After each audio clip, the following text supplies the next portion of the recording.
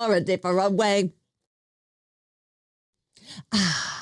Alice 97.3, Sarah Vinnie, Alice the Morning Show. Why are you shining a light in my eyes? Tell us everything. Oh, there's nothing to tell.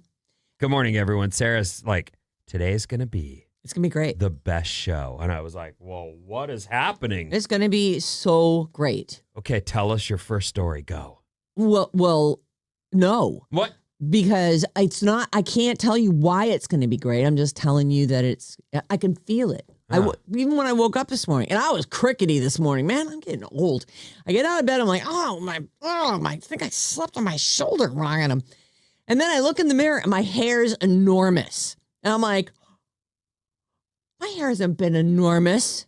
Remember I got all that hair. I got all this hair chopped off. Yeah. And it's been really, it's heavy and it hangs down. And then this morning I woke up and it's like, wow, like this is it, calm down. Probably with the headphones on, you can't notice it as much. But man, I was like, that looks pretty good. That's like stupid hair. Yeah, but the hair's not the story. What's the story? I don't know, your first bit. What is it? It's Bob's Movie Club. Oh, we get our assignment. Bobby? Oh, now you're on the spotlight, Good Bobby. morning. Have you been working on this? Did you guys come to a conclusion? Are you ready to make a big announce? We're ready. You look dressy. Well, my hair looks cute. Your hair is great. Everything else is exactly the same. It's a Is hair it? thing today. It's like huh? an off-the-shoulder kind of wrap. No, it's cute. a sweater Oh my that I've worn God. 400 times. And the gray t-shirt that I wear at least once a week. It's like perfectly schlubby. Thanks. You're welcome. Thanks. I went in the ocean the other day, and I haven't washed my hair since, so I'm vibing with the, Wait, you ocean got curls. salt water in your hair and you haven't washed your hair yet. Yeah. I don't understand how the kids are doing this. Like, her hair looks fresh and clean to me. It looks clean and good. If I don't wash my hair every day, it like starts to smell. Well, smell happens, Oh, yes. well, it probably smells. Oh, great. Come and smell you in there. Anyway, it's going to be I can just tell. Can't you already look? It's not. What about you, Maddie? What? I mean, I walked in and you and I are matching, so I'm like, hey, That's true. We're totally vibing. We both have our Santa Cruz totally sweatshirts vibing. on. we got Santa Cruz It's good vibes and variety, baby. These were Christmas gifts from Vinny. I always think about Vinny when I pull this thing on. Me too. I mean, see? he bought them for us. I have this. Well, you're welcome. I love you guys. I have this. I want to tell you, my comments on the movie Obsession have come back to haunt me because every person I know seems to have enjoyed the movie. Oh. And I'm shocked by it, frankly, because I think that movie is the darkest look at love you've ever seen. I'm watching it this weekend. I'm forcing John to watch it with me. Would you on say Friday. that? Like, I mean, it's... Yeah, I mean, it's a very, very dark look at love, but there's just so not many about layers. that... No, it is. Well, about it's not about is real about- love, that's for sure. No, I understand what you're saying, but I'm saying this boy thinks he loves this girl. Right. That's what the premise of the movie is. I am a friend, but I also love her more than anything ever in the history of the world. And I know that we all know that feeling. You felt that feeling where you're just so into someone. And they're clearly not into you. Well, I don't know about that. It's not clear that she's not into Oh, it's him not? at the beginning. No. You don't know, But because they haven't shown you that. Oh. But that you do find out this lady she wasn't gonna be into him. That's not necessarily true. In the very beginning, we're talking about Obsession again. When she gets out of the car, he drives her home from trivia night, and she gets out of the car. She comes back and she's like, if you like me, now is the time to say something. When it's still her. He hadn't cracked the thing yet. Oh, you guys are spoiling all over the place. Okay, yeah, no more spoiling. Oh. Yeah. I don't know. I feel like I've seen half this No, movie. well, I've you never seen believe it. me, you'll need I'm to watching it this weekend. And then I'm going to do all the creepy things to John. Like, I can't wait. You're gonna do all the creepy Trust things me, you've you seen. won't want to. No, I will. will. Are you sure? I will. It's Move just around. Yeah. We already do all kinds of weird things. We have this thing Oh, where, really? like, if we're in different parts of the yard and I can see him, I'll, like, put my eye, like, between two tree limbs or something, and I'm looking, and I'm just waiting for him, and I'll sit there for so long, and then sometimes he doesn't look, so I'm like, and then he's like on the porch, and he's behind it like a little plant, and then he gets an eyeball in there, and like all you can see of the other person is this eyeball, and we'll just look at each other. Like I feel like that's what this movie's like, but Well, you but a should little watch it. darker. We're gonna watch it this weekend. You see where I can't stop talking? I It's start dark. talking about some dumb thing. Anyway, my friend was like, "What was your problem with that movie? It was overrated, but it wasn't bad. It was actually good." And I was like, "Well, okay." Oh, speaking of overrated, remember around the same time when we started talking about Obsession, that movie Backdoors came out? Yes. Back rooms. Yes. Backdoors. Good one. Adorable. That to me, I'm like, I don't get that movie. Oh, you watched it? Yeah, we watched it. We rented it for $20. Oh my gosh. I know. Oh, I'm sorry. Did you love it? I loved it. It's okay. I liked it even better than Obsession. It's more my What? type of movie. Huh. It's just, I felt like, It's more psychological. okay. I don't know it. I just, it's the one with Chiwetel Ejiofor. He finds this secret room in this place he works, which is apparently some like, it's not Valley Fair, but it's like some strip mall in San Jose that they did the outside shots for it. And it's the kid from Petaluma. Yeah. Yeah. And it made all kinds of money and did well. And it got $20 out of me to rent it. Is the kid's name Kane Parsons? That's his name. okay. Yes. And then it's Curry Barker who did Obsession. He's in his, Another really young. Yes. Not as young though. Right. Huh. Anyway, I thought that because everyone was yelling about the back rooms and Obsession. And I thought, it's fine. It's good. It's pretty scary. It gets really weird. I liked that it was how it. We can talk about it later. Yeah, we don't have to. We should break because we have an announcement to We make do. on the movie subject, which We is do. Bob's Movie Club and our Bob's new Movie assignment. Club. Oh. And this, so baby. we've done my favorite movie, your favorite movie. We've done Bob's favorite movie. And today Wait, we're what was Bob's favorite movie? Ferris Bueller's Day Off. That's your favorite all-time movie? One of them, yeah. Oh, okay. Yeah. What was your favorite? Oh, yours was Get Shorty. Well, I mean, that really, I gave a list of movies, and that was just came out of my fingers when I was texting. Mine was Crappy. It was Chappy. And we're gonna see what Maddie's is right after this. KLLC HD1 San Francisco. Sarah Vinnie, Alice's morning show.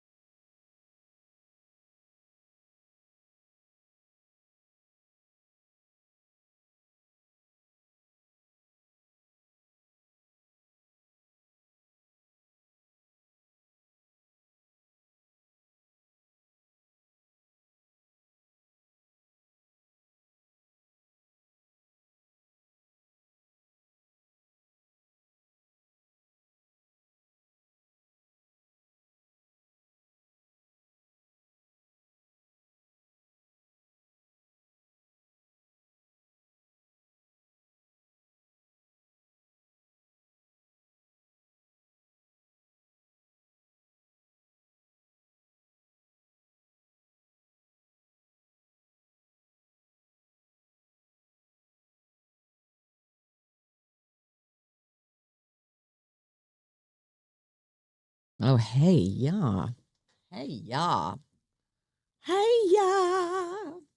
Hey, yeah. Alice, 97.3. Sarah Vinnie, Alice's Morning Show. Creative Energy. Maybe that's why I'm so happy today. Discover wellness at home with Creative Energy. Visit a Bay Area showroom for special offers on hot spring spas. That's what I have. I have the Beam model. It's supposed to be a 4-person. We fit more in there. Rarely. Swimsuits optional. No, not optional if there's more than 2 people. Oh. Yeah. We're not a people soup kind of family. There are people out there who are like, everybody in. Everybody in. Just get all your clothes off. Everybody in. And we're not them. Anyway, you can do whatever you want at your home as you discover wellness. Maybe you get yourself a hot spring spa, an endless pool, saunas, cold plunges. It's all going on at Creative Energy. Check them out at creativeenergy.com. 800-400-3697. You can call or text us and email us anytime. Sarah and Vinnie at odyssey.com. We begin with Bob's Movie Club. I love movies. Oh, yeah. Bob's Movie Club. We got some movies for you. Yeah, we do. Bob's Movie Club.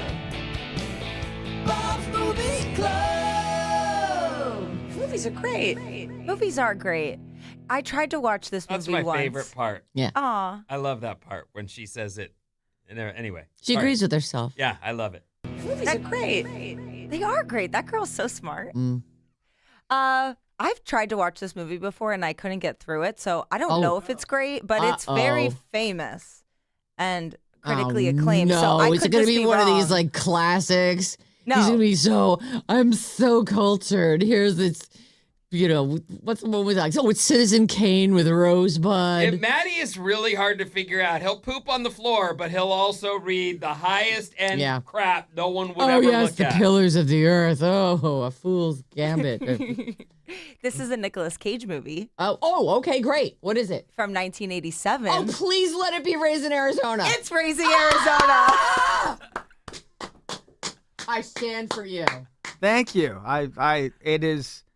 It is a special movie to me in a lot of ways. I can't believe you couldn't get through this. This is one of the best movies I think of all I just time. didn't get it. But I'm going to try again. Yeah. I'll watch it with Susan. I was watching it alone, too. You And didn't get it. I haven't seen it since it came out. Oh wow, Her you're in for insides a were treat. rocky. So I don't place remember it. on the sea But I to find remember. no But it's not purchase. high. It's not like highfalutin. No. No, but I mean the opening scene is famous because it's the longest opening scene of any, at least at one point was of any movie before, like because that opening scene is just classic. The whole. I don't even remember it. Well, then you're in for a treat. Okay. This is everybody. Is it available? Where can we get this? it's available to rent. Oh. $3.99 everywhere on Apple, on Prime, on wherever But YouTube, just wherever you like buy to get it. your movies. It's that good of a movie. Does anyone buy movies? Well, I guess maybe if you got kids, you buy Kids, movies. yeah, kids movies. And then what? You can download them on other stuff. The way and- they get you is you're sitting there at home, you pull up the movie that the kids want to watch. It's $24 to buy it. And you're already $19. sitting there Yep. and you realize if we went to the movies, we'd spend that easily. We might as well just get it. And then you get it. But you don't.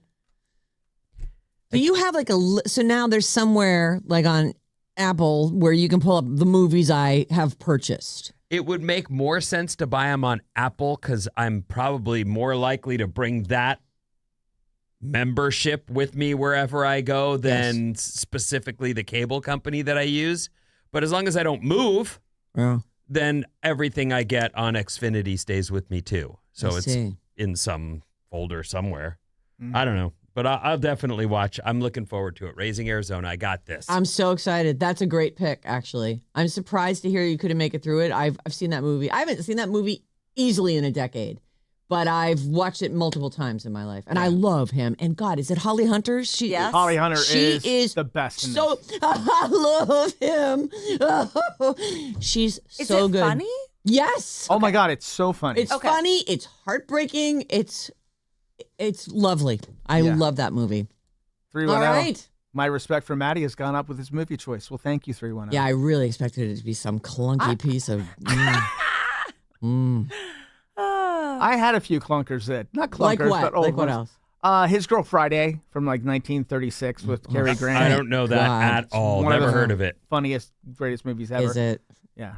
a 100-year-old movie? Yeah. The Thin Man from 1938. I don't know that. Wow. Didn't The Thin Man get remade with Nick Cage? Didn't he do a version of The Thin Man?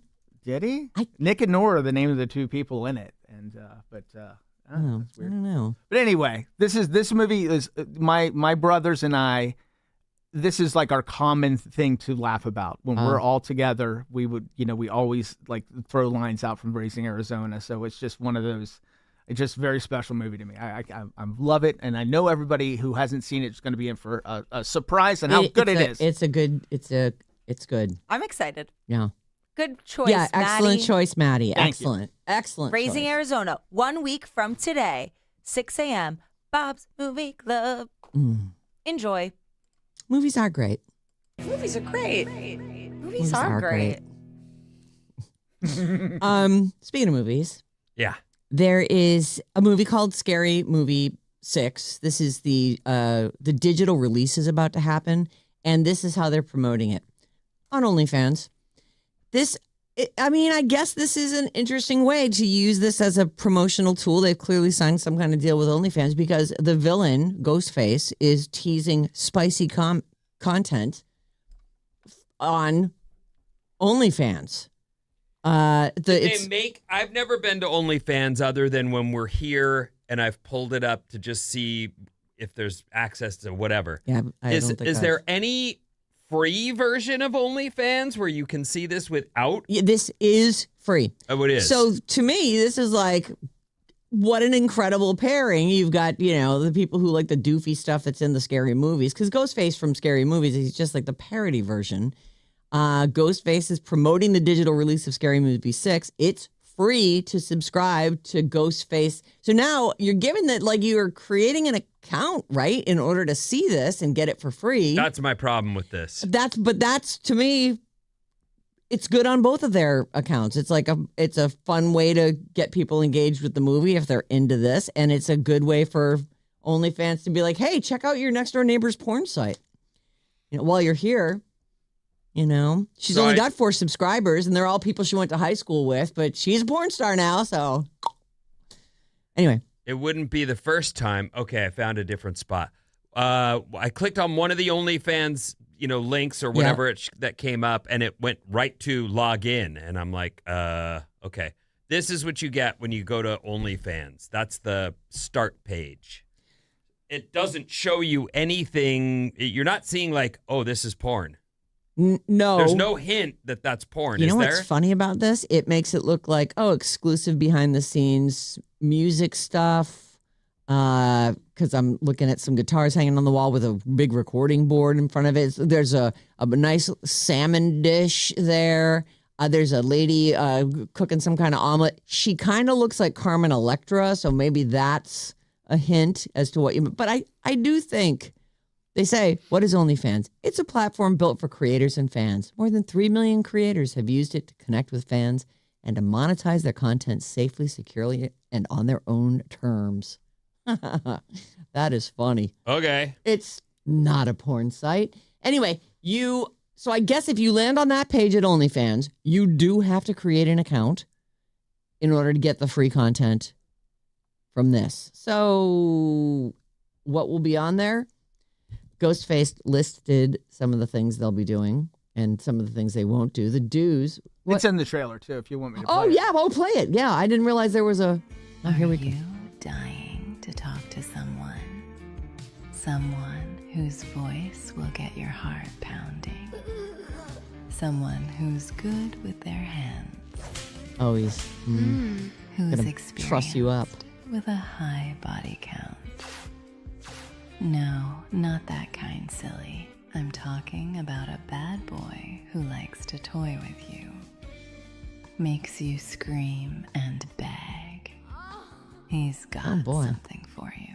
I'm sorry, what's this an ad And for? it's big, long, and hard. It's He's a a knife. real lady killer. It's a knife. It's a knife, guys. And It's he kind of hard when never, you can only ever hear it. I know. To get the joke. Yeah. Skip the girlfriend experience. Okay, stop it. Welcome I can't to stop trying to figure out who that is. Oh, the voice. Yeah, I don't recognize it, but It might be Carmen Electra. She directed the teaser video. There's another one with her in it, and Oh. it's a little more. There's colorful language in it, but Yeah, we can. it's fun. I mean, Well, if you're a huge, they've made 6 of them. Clearly, there's an audience for this. Yeah, this movie got horrible reviews, Scary Movie 6, but did really well. They all do. It's just supposed to be a fun, dumb night out. You know? Oh, this will be fun. Dumb. Let's go. okay. Yeah. Get some popcorn. Get off Sit this there and yell. So on the OnlyFans page, Ghostface lists the things they will and won't do. The list of do's include eggplant emoji, size ratings, lusty confessionals, steamy DMs, and quote, finish the job. Kill that guy. I have this thing about, I've never been shy about saying that my whole life I've been someone that, doesn't mind taking care of myself. It's almost like a Daily occurrence. It's 1 o'clock. It's just a I get normal it. thing. Sure. It doesn't, but I really never pressure want to valve. be seen as going pro. Like I don't, so as soon as I'm a member of OnlyFans, I've crossed a line for myself Yeah. that I'm not happy with. So I just can't. Your line is pretty specific. Like I feel your line. You do, don't Yeah, you? you're just not like that you hate these things. They're not for you, and you're like dismissive and curt about them. Like, no. Oh, they're paying for that? No. That's my line. But what if, Yeah.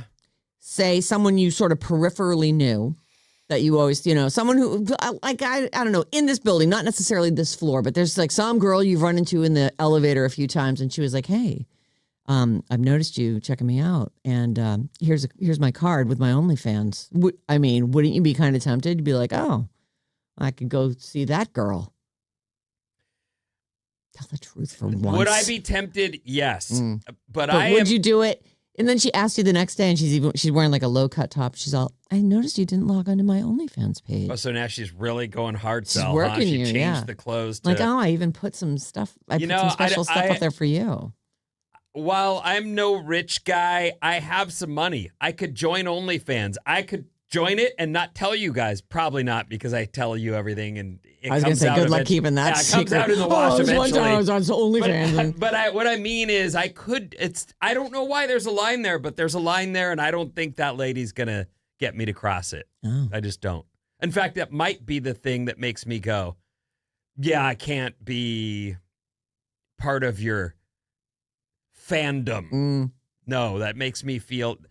But all the guys I know are part of my I don't fandom. think that. Let me ask you this. All right. Because this is actually a better question. If you join an OnlyFans of someone you know, Right. is that cheating? If John was on Marianne's OnlyFans, would you be like, you do not get to watch our friend do stuff? I'd have to check it out first, I guess. Oh, you'd need to look. That's Maddie, is that cheating? Or is that like, no, there's no contact. No one. I even made up a fake name so she doesn't know her best friend's husband is watching her on OnlyFans. I don't think it's cheating, but it is definitely something you would have to discuss. I don't think that's. I don't think most people would be cool with it at all. But I don't think it's cheating. But it is cheating. Okay, but so let me ask you this. You say, I think it's something you'd have to discuss, or more importantly, something you'd have to hide. Well, you would have to hide it. Yeah, Right. 100%. Well, anything that you can't tell your spouse Is how falls into that. That's what I was getting at. Well, that falls into lying, but it's not cheating, is it? It depends on your relationship It boundaries. really does, yeah. I think if you I bet you Bob would be okay with it if Susan said, oh yeah, our friend's on OnlyFans. Well, I don't think he would hide it from you. You seem like you'd be like, okay.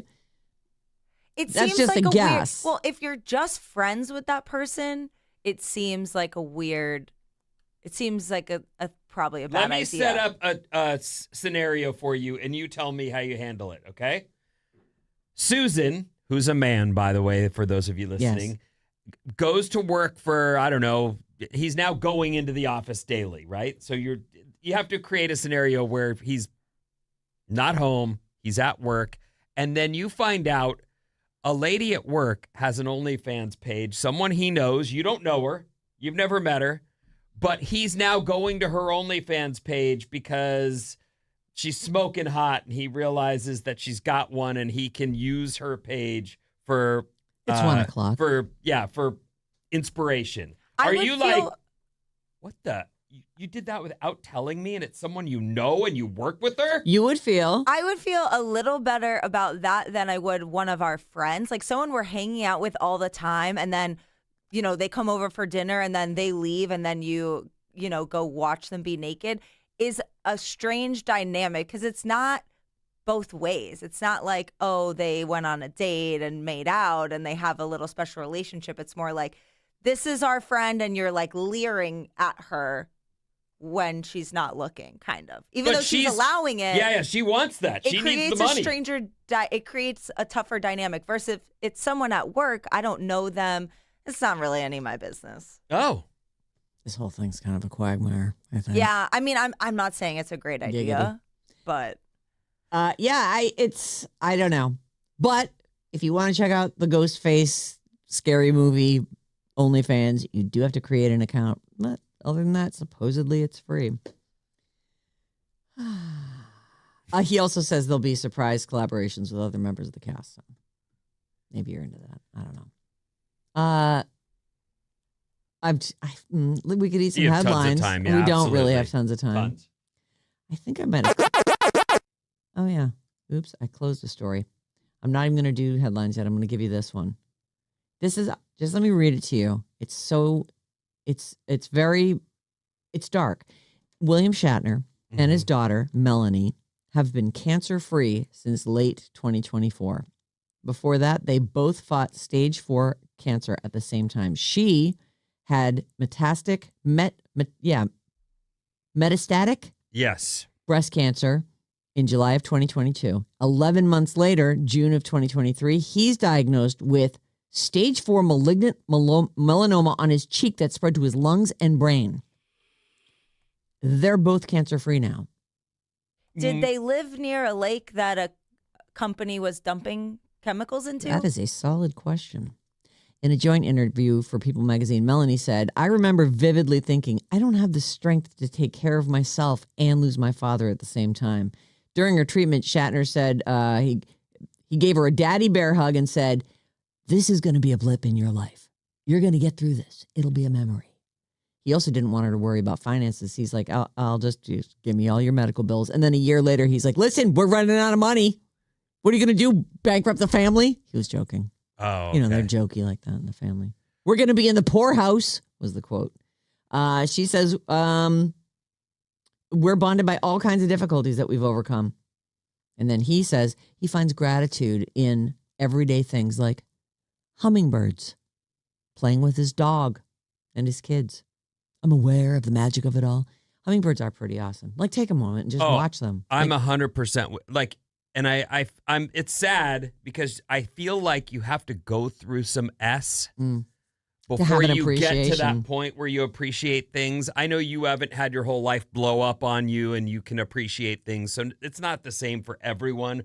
But for me, my life needed to blow up for me to stop and go, your priorities are just a disaster. Yeah, that bottle, not a priority. Sort all this stuff out. And then I walk around today daily being happy for the sun, like the skyline when I drive into the city, for the sunsets that I get to enjoy, for holding my kid's hand. Like, ridiculous things bring me joy now.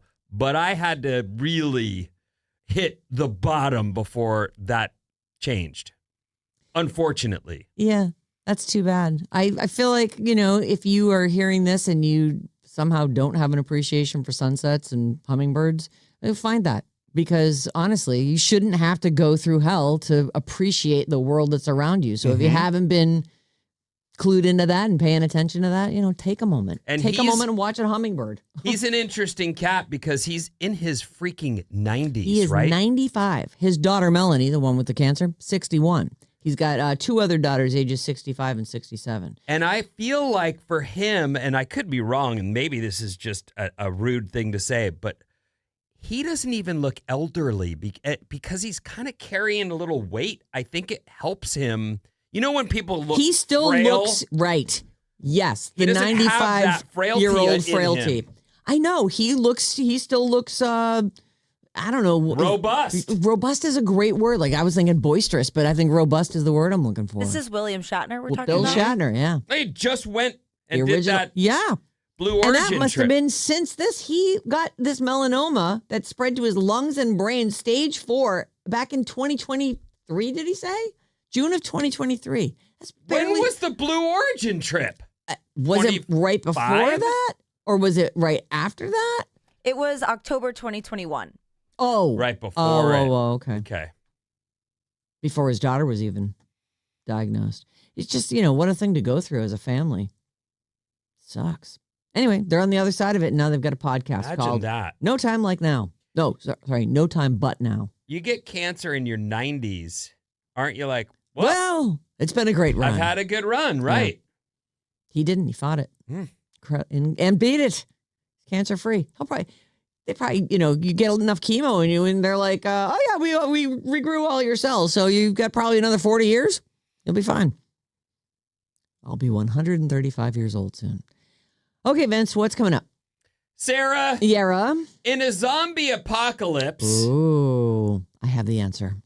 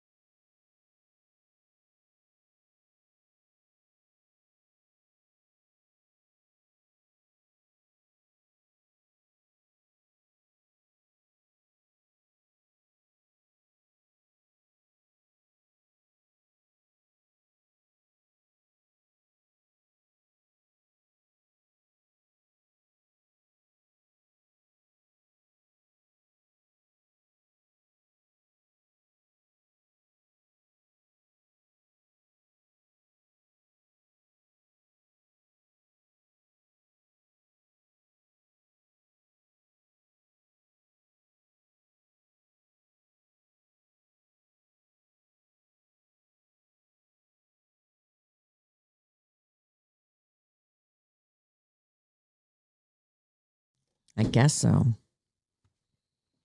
That's that me espresso.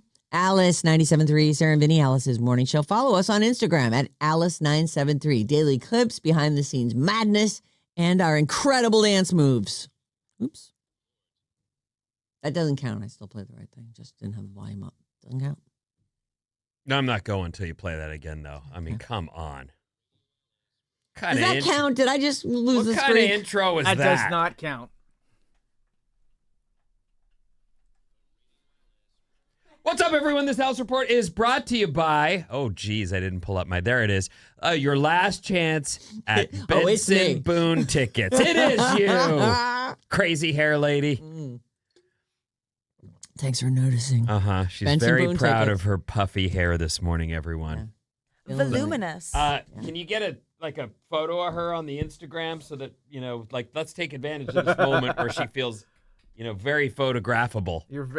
Your modeling moves right now on YouTube are amazing. Are they? Well, I don't want to brag, but I am a model.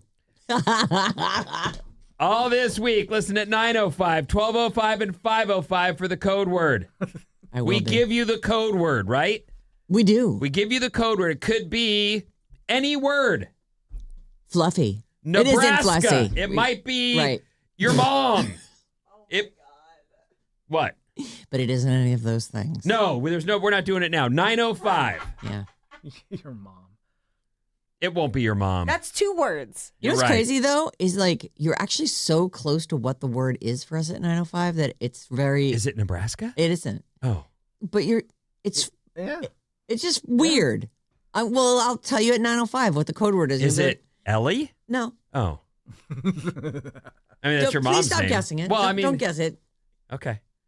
9:05, 12:05, and 5:05. We'll give you the code word. Any of the aforementioned are not actual code words. Right.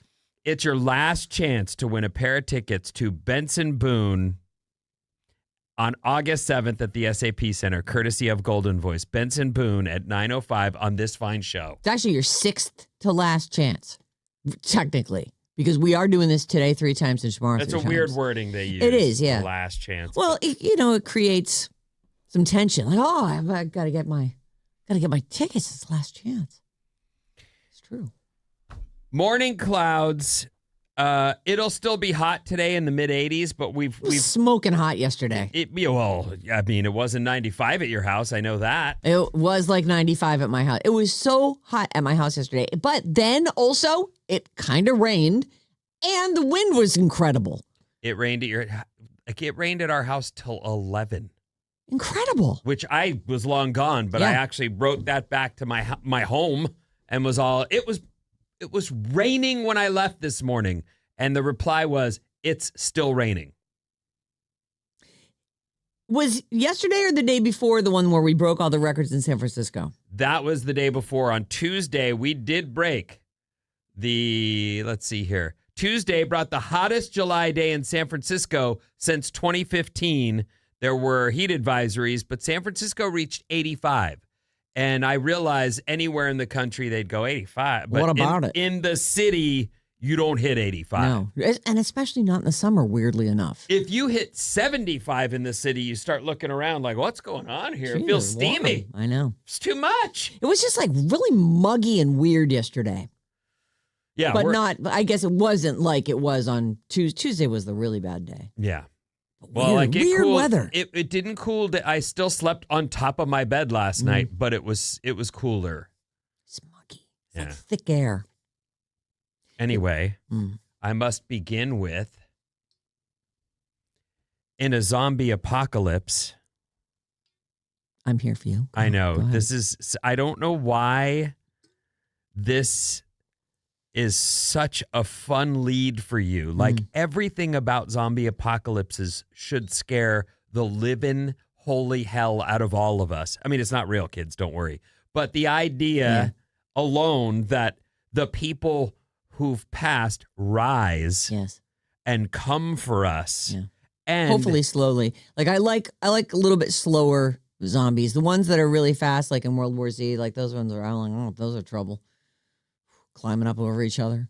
You have a preferred zombie. I like a truly dead and stumbling milky eyes. You too. I've always, everywhere I live, I have a complete plan of what I would do if there's a zombie apocalypse, where how I can keep them out, you know, ways to trap them. Is there any chance you double checked where the graveyards are on Alameda so that you know?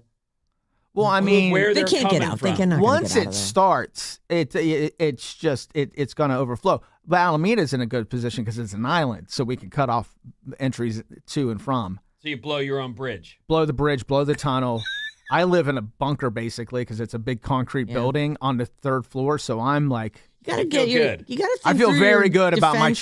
chances. Yes, and I have a rifle and I have a handgun, Do so you I have could food be on the roof stocked and I have You don't. You're gonna be So now. you're- You're I do have immediately a- gonna be starving. Did you just hear him? I can be on the roof, Yeah, just shooting sniping zombies. them. It's Yeah. like I'm just injured. I'm not a zombie. Yeah. You know, here's the thing. I feel like Sorry, you gotta dude. have. Maddie, don't. Oh boy, I saved him. There he is, splat. you saved them. From being a zombie, they would end up being a here's zombie the because I'm not problem letting them in. with shooting. You know, picking them off with a rifle from your. They're very tuned to sound, as you know. I've often thought to myself, what you got to do is have fireworks on hand so you can, you know, if they're swarming your house, you get on the roof and you throw a really loud firework far away from your house. You throw a sparkler at it. No, you throw it away or something. Obviously, a firework. So you wouldn't throw work. it to the neighbor's house. Yes. So go over there. Go over there. Eat them. Eat those people. That's what you got to do. Okay. Slowest runner loses. Zombieland. That's a Cardio. Yeah. I love that Rule number movie. 1, cardio. No, or number 2. Number 1 is the double tap. Number 2 is cardio. Yeah. I Those are plan the to have a rules. bunker one day. Oh, it'd be so At great. my lake house that I hope to have in the future. I'm going to have a little bunker there, you know, with food supplies, Water, You? air filters. like a little generator and a TV and a nice DVD collection so we can pass the time. Yeah, because no internet, no I TV. expected you to be on my side with this, where we sit quietly aloof and don't pretend like this. None of this can happen. Well, it's not about there's just no- zombies. That's Oh. not the only threat. Yeah, that's true. You know, zombies are the ones we go to zombies, but zombies are really more of an all-encompassing. metaphor. Yes, for the marauding bands of men with guns who are going to be. Mm-hmm. You got to find ways to be more clever than those guys, you know, because it's hard for women in the zombie apocalypse. I'm slow. And a woman the whole time, and the men with the guns are like, marauding groups of men with guns. yes. One time I went to a firing range because John and I were talking about getting a gun, and I was like, all right. Oh, So we went. We didn't get one because I started having dreams about guns. whew. And mainly because I went in there and there's like all these guys with like AKs and they all looked, they're like one dude in particular was like ogling me. I'm like an old lady and he's looking at me. I'm like, oh my God, that guy's coming for me in the zombie apocalypse. Like that's who's gonna be out there. That's who's in charge. If the world goes to S, that dude with his assault rifle and that look on his face, I'll take the bear. In fact, maybe the bear can help save me. I'll turn the bear on that guy. Revenant style. Just hide in the bear. Yeah, just hide. Yeah, exactly. Yep. I'll be watching DVDs in a basement with a shag carpet Oh, nice. and beans. Back Enjoy. to my story, which is what? Oh, it's about the zombie park. Tell me everything. here's what I've said so far. In a zombie apocalypse, I'm trying. 5 minutes later. Stop it. no, I am not. I knew this was going to provoke and provide for the audience. I know that this Just is give me the next one of your line. favorites. Just go to one more line. If we were entering a zombie apocalypse, who would you want as a companion for the entire journey? Now, I know you might say, well, John, I mean, that's my guy. No, I've already got a hand-picked group of people. We've all agreed. You need someone with some medical experience. You need a hunter-trapper. You need someone who can cook and make that eternal soup. Like you all you vegetarians, here's some rabbit, eat or die. You know, we got it worked out. You know, you need an engineer. You need a woodworker? Yeah, my old neighborhood, we had a complete plan, which house we go to. Yeah. Who's did what? Who's got it going on? on? What you got to bring for supplies? We had a nurse. We had, somebody that likes cooking a lot. I, of course, would be the arms man. What does that mean? The arms, the bing, bang, bang, bang. Oh, I thought you were just going to put on a gun show, You want some of that, zombie? Urgh. You're telling us all that you had a conversation about your old neighborhood in L.A. with your neighbors. When I lived near my neighbors up in Oakland Hills. Oh, this was okay, but you all sat down at some block party and discussed, just for the sake of conversation. And it comes up in conversation. It does come up. You got to work it out because it's not. Again, back to zombies being a metaphor for true disaster happening. I think the governor says you got to have 3 days worth of stuff at your house. You need more than 3 days worth of stuff at your house. You got to be prepared. Seeds. You need seeds. And we're talking long term here, For the record. Yes, dear. You said something earlier. Actually, you said a couple things earlier that are at the top of the list. Oh. It's so clear that you do think about this. You're not doing a bit. I want to add one more thing. Okay. You need powdered antibiotics.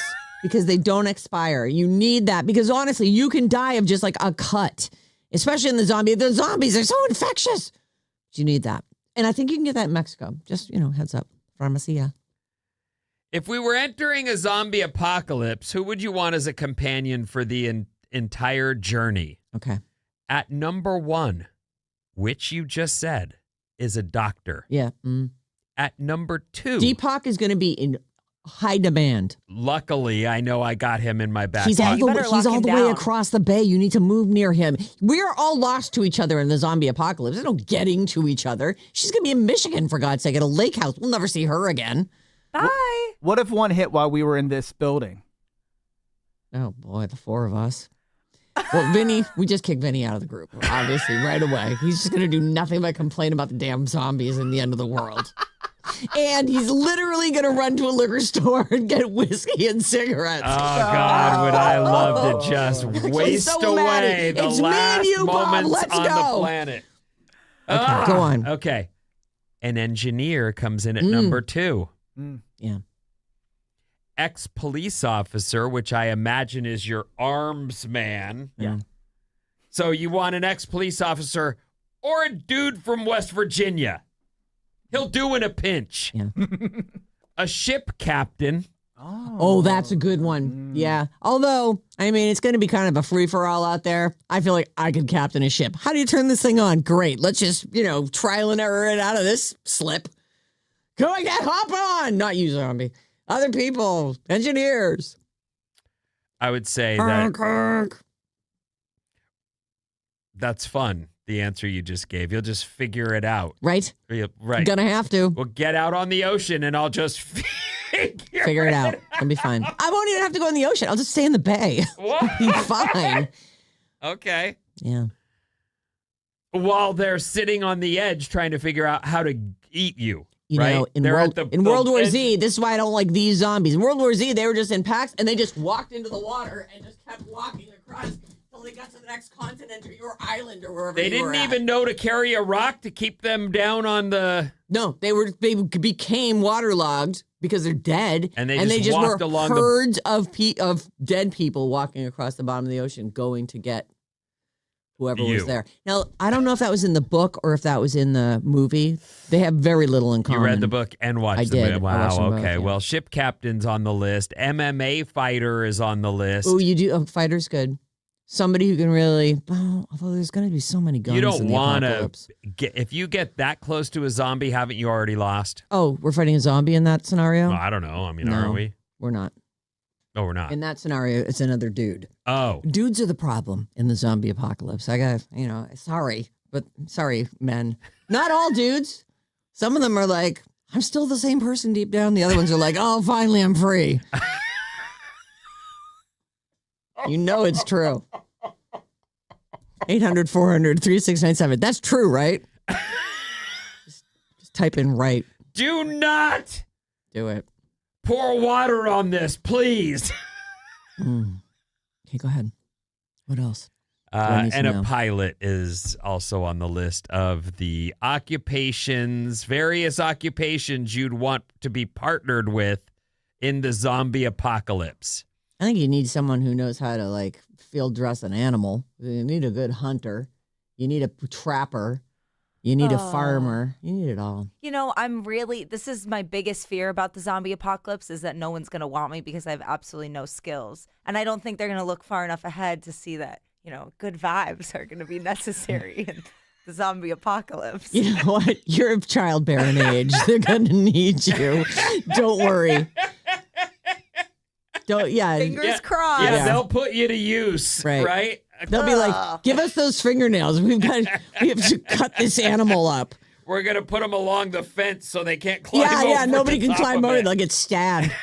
You can help build the wall. There'll be plenty of work for you to do.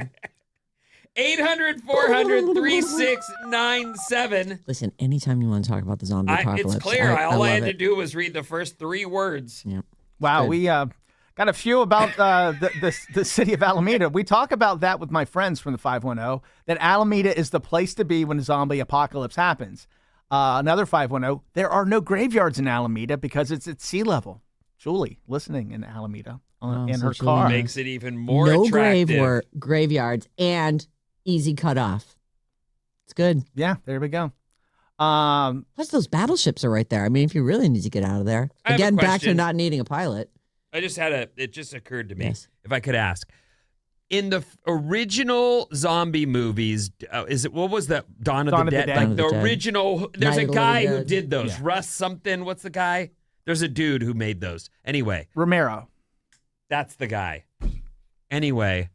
I had Night of the Living Dead. Yes, whatever they are. They eat brains. Yes. That's their thing. Yes. But all the other zombies don't, right? Like the zombies. Lately, they've moved more toward they're just going to eat you until you die. Then they stop eating you. Now they're not interested and you rise. Okay. But they don't want your brains. Well, they want it all. Oh, all right. I mean, they're going to eat you. Okay. Back to Maddie. 707, I want somebody with good vibes. So there's somebody that wants you. Oh. I'll put out an application process. I'll find my right join their pod, squad. Right. Well, I'm going to be the one with the bunker. So yeah, that's true. Look, you're going to be bringing the good vibes there. Don't worry about it too much. I got snacks. Right. Keep that energy high. Just keep your energy She said up. she'd had beans. I made a killer playlist for this too, you guys. Wait till you hear it. I was thinking beans in a bunker isn't the greatest food and choice. Yoga. But okay. Oh, right. And yoga. We'll all stay in good shape for fighting. We'll get some cardio That's in. the thing about the bunker. I don't want to fight. We're going to stay in there. We're going to wait it out. Until you run out of food, and then you can hear the zombies. You're going to have to fight eventually. Yes. 707, not all dudes, but always a dude.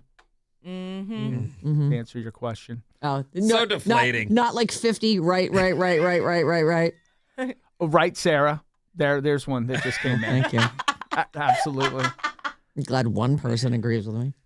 Speaking of Sarah is so foxy with her hair volume and hoodie combo. # radio fashion. Yeah. That's right. Okay, what's coming up? No one knows, and who cares anyway? Oh, Conan's hair. Ali G is back. Oh. And Rosie O'Donnell caved.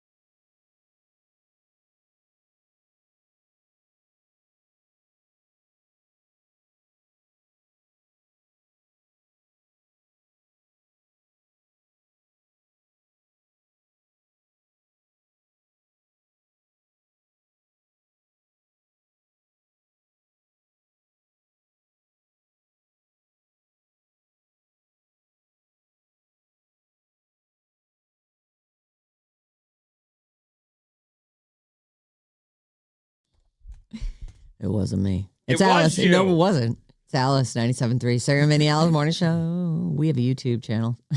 You ever heard us talk about it before? Listen, if you would just get over there and hit the subscribe button, we would look like heroes at work. That would be huge for us. You never have to go back there again, but you should. Look how cute we are.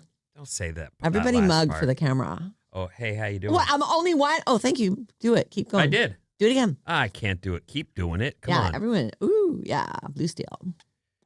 Okay, so anyway, see, you missed that because you're not watching our YouTube channel. So here's the deal. We're live on YouTube all morning, every morning. And there's and I want to thank, what do we used to call them? The lookers or something? Yeah.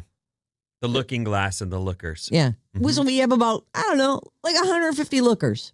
You can be on there. It's like a whole new community for you. It could be a dating pool. I don't know. People are desperate for people. Find them at our YouTube channel. See what you've been hearing, clips, chaos, and everything in between, including my mad modeling skills. Find us at youtube.com/@RadioAlice973. Stream us live now and subscribe already. God. How many times do I have to yell at you people? Jesus Christ. I told you this was going to be a good show It's today. really off the rails. Yep. What I really like is you had to say 2 words, and we just talked the rest of the break. Zombie yeah, that was apocalypse. I knew that was. And then gonna... I went in there and continued the conversation. Oh, you did? Oh yeah, we worked it all out. Okay. Mm-hmm. We've got a plan now, but we left you out of it. We know you won't want to participate. You'll be busy at the liquor store. Oh boy. I'm just gonna go smoke and drink my last moments away, Yeah. huh? All Well, right. I mean, you've always said so. I'm following your lead. Why not? It's a zombie apocalypse. Call or text us. Did I already do that part? It doesn't matter. People know or they don't. Thanks for listening. Conan O'Brien. It doesn't matter. Stop it.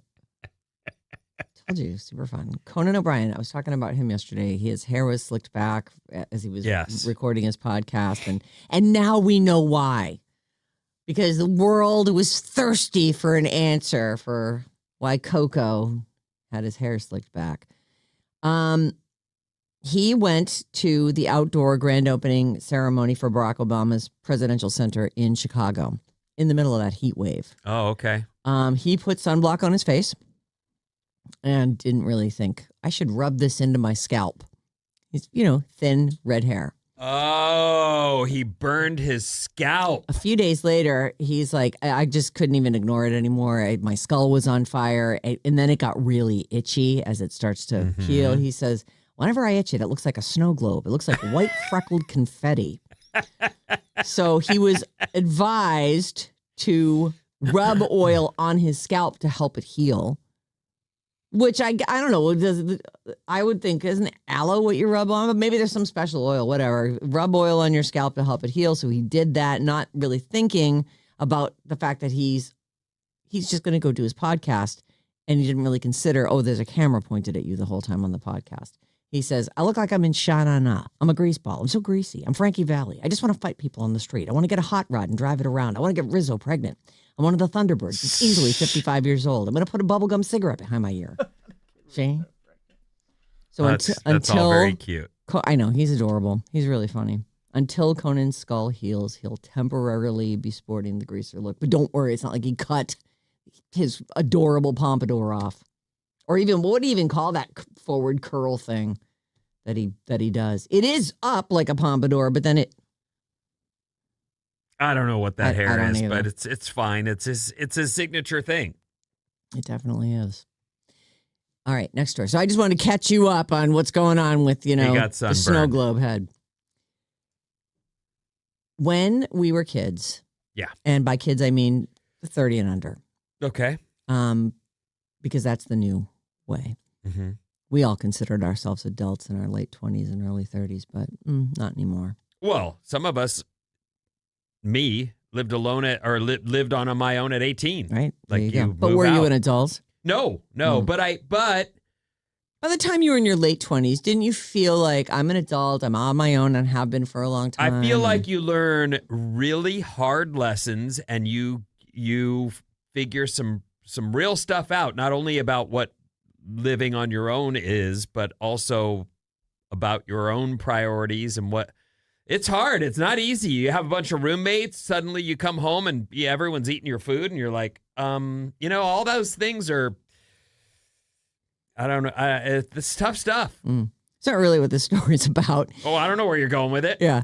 No, I was enjoying, though. Like, isn't stream of consciousness the way? It really is. Like, that's why, Well, we were just that's why talking- this show works. We were just talking about your boy who's living with you. And I realized, like, if he moves out, that's what he's back into, that whole roommate world where you've got 10 of those. And he loves that. Some Who of doesn't them like you to might walk like. in and be like, oh, all my food's gone and this place is an absolute asshole and there's people passed out everywhere, including my room. Yep.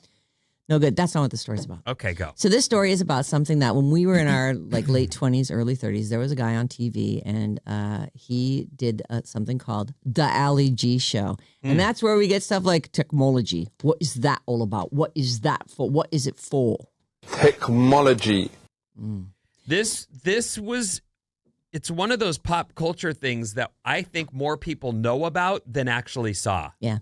Because it was on HBO, wasn't it? It was. Yeah, I so- watched it religiously. Right. So that's where Borat comes from. That's where Bruno comes from. Bruno, I don't think ever needed a movie, but Borat was pretty fun. Nice. But Sacha Baron Cohen's best character is Ali G. And he did a thing called The Ali G Show. And that's where we were introduced to all these things. And it was like, he was like a London hipster, but also very dumb but was doing interviews and he would find his way in. So this is Sacha Baron Cohen, in case you're like the guy who went on to marry Isla Fisher, later divorce her, but has, is a famous comedian. But Ali G was like this first character. And I just thought that was the guy until I realized, he's doing all these other things. So there is a movie. He has secretly filmed it already, and it's got a fall release. It looks like they're calling it Amazon MGM Studios. I'm not seeing, in theaters on October 23rd. It's called Ali G, Who Is I? So I thought we'd give you a little refresher on that. I can't believe that he's finally doing this movie. This was the character that always needed one. And here's a little taste of what happened in the 90s, children. Respect. Booyakasha. Oh, That's just a little. built-in mechanism in the heart that is, it's electrical. But surely, like, my homies out there would be more into looking after their heart if they had a beat that they could relate to, like a kind of drum and bass, Then they would look after it and go, yo, this is me art, respect it. No, you're way off base there. Could it be possible to work with the terrorists to say, yo, here's a building that we're going to demolish anyway. Go, have your fun with it, do whatever you want, but just don't do the other ones. Well, that will not work with a terrorist. Do you think man will ever walk on the sun? No. The sun is too hot. It is not a good place to go to. What happens if they went in winter when the sun is cold? The sun is not cold in the winter. He would get these interviews with real people, like real people from the administration, real experts in Donald various Trump fields. is a famous one that he did. Oh, find that, would you? Oh, I have that. Yeah. Well, whatever. But it's- We don't have to. One of the things that, so I really didn't watch Ali G. I Oh. didn't. I haven't seen that show. I'm very aware of it. But one of the things I know about Borat? Sacha Baron Okay. is that it's all in the setup for these interviews. How he finds people who don't know who he is. That's the key. How he uses people. He must have a front of people who set these things up so that he can walk in and cold, like, get these people. Yeah. And he does it. Didn't he do it with Borat too? He did do it with Borat. He would sit there. Remember, he was like, I'm going to sing the national anthem at some rodeo thing. And then he's like doing this whole chant and everyone's kind of following along with it. And it starts getting crazier. And like, he's the king of it's crunchy now. Just you wait. Right. Like, he just makes it worse and worse and better for entertainment value. It's just so... So here's a little thing they said here. Ali G was known for unscripted interviews that would involve asking awkward questions to public figures like Donald Trump, who are not in on the joke. So I don't know what this movie's going to, when they went and did Borat, it became, it was the guy's whole story, and he's there. Was he looking for a wife or trying to get rid of his wife? He wound up with Pam Anderson. Oh, he was trying to get Pam Anderson. Trying to get Pam Anderson. Yeah. That's right. So and one of the things that's weird, we know this from our own, work on the radio, is that in a situation where you've embarrassed someone, you need their permission in advance. They need to sign the waiver before the interview. Yes. So that once it's been performed and they realize they're the donkey, right, that they can't stop that from being used in the movie or on the show. Right. So he's got a crew of people working with him that get this setup done. I don't know how. Yeah. But he clearly has it figured out. And then he walks in with those stupid glasses and his like little, I don't know what kind of hat it is, like pulled tight over his head. God, all right. So this is with Donald Trump, and he's pitching Donald Trump a business idea. Okay. My idea is to come out with just like these ice cream gloves that make the ice cream not go on your hands and make it all well sticky. And also keep your hands warm when you is eating the ice cream. Okay. Is you win or is you win? Okay, well, it sounds like a good idea, and I hope you make a lot of money.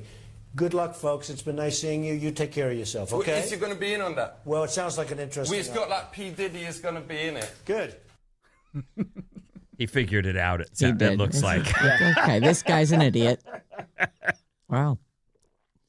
Anyway, it's coming. It's looking like October 23rd in studios. I don't have any plot details. But if you were also... God, I loved Ali G. And he did have one other movie, Ali G Into House, and it was okay. It was a small movie though. I don't even know if I found it near me. It was it was not like widely released, but it's funny if you're want to get I might go find that. It's Ali G Into House, but spelled INDA House, and it's from 2002. Yeah.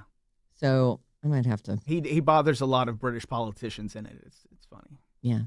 I mean, I love bothering politicians. I think that's pretty fun. Yeah. Rosie O'Donnell is in the news. A couple of weeks ago, I was reading the story. Kathy Griffin was saying that Rosie O'Donnell was brutal to her for years about all of the plastic surgeries and stuff that she's had done. And Kathy Griffin was like working out like a fiend and trying to, keep her face looking good. And she definitely has that like Joan Rivers thing going on where it's a lot. She doesn't look great. Doesn't look great. Rosie looks much better. So Rosie gives her all this for years. And then Rosie turns around and gets they call it a deep plane facelift. So Rosie O'Donnell, it is heavy, was heavy, is heavy. She got on like, Ozempic or something, and she lost a lot of weight, like 65, 70 pounds. And that is a lot of weight, too. When that happens, all the places that were filled with fat aren't filled with fat anymore. Mm-hmm. So if you saw any pictures of her right after that had happened, there was a lot of facial droop. I do have a couple pictures if you want to take a look. So,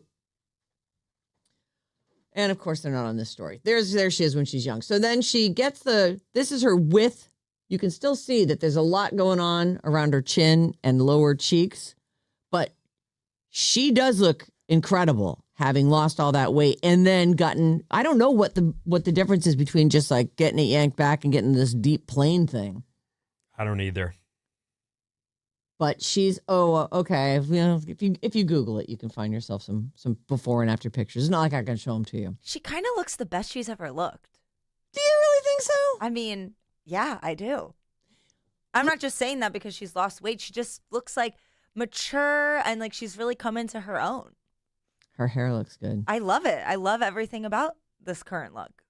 So she revealed the cost of her facelift. She says, I would never even spend, it's more than you'd spend on a car. I wouldn't even spend that on a car. I think it's like $90,000. She did this in January. $90,000? $90,000 bucks. Oh, wow. I know. If you don't know, Rosie was one of the afternoon hit TV show stars for what, 15 years? Easily. Yeah, she was big. So and she was made, great. just prior to Ellen, she made a fortune in that time slot. Did a fortune. Ellen take over for her? I don't know, but they weren't on at the same time. Okay. But they both had great success with that time slot. The after, and Oprah was, of course, like of all the people, she clearly maxed out that afternoon talk show thing. I want to say that when Rosie O'Donnell started the talk show, she wasn't even out. So no, she loved Tom Cruise, if you remember. That was her big bit. I love Tom Cruise. I'm sure Way to everyone pick someone unattainable. Right, of course. She was only on for 6 seasons. What? From 96 to 2002. I'm shocked. But she produced over 1,000 episodes, though. Made a fortune. She chose to leave.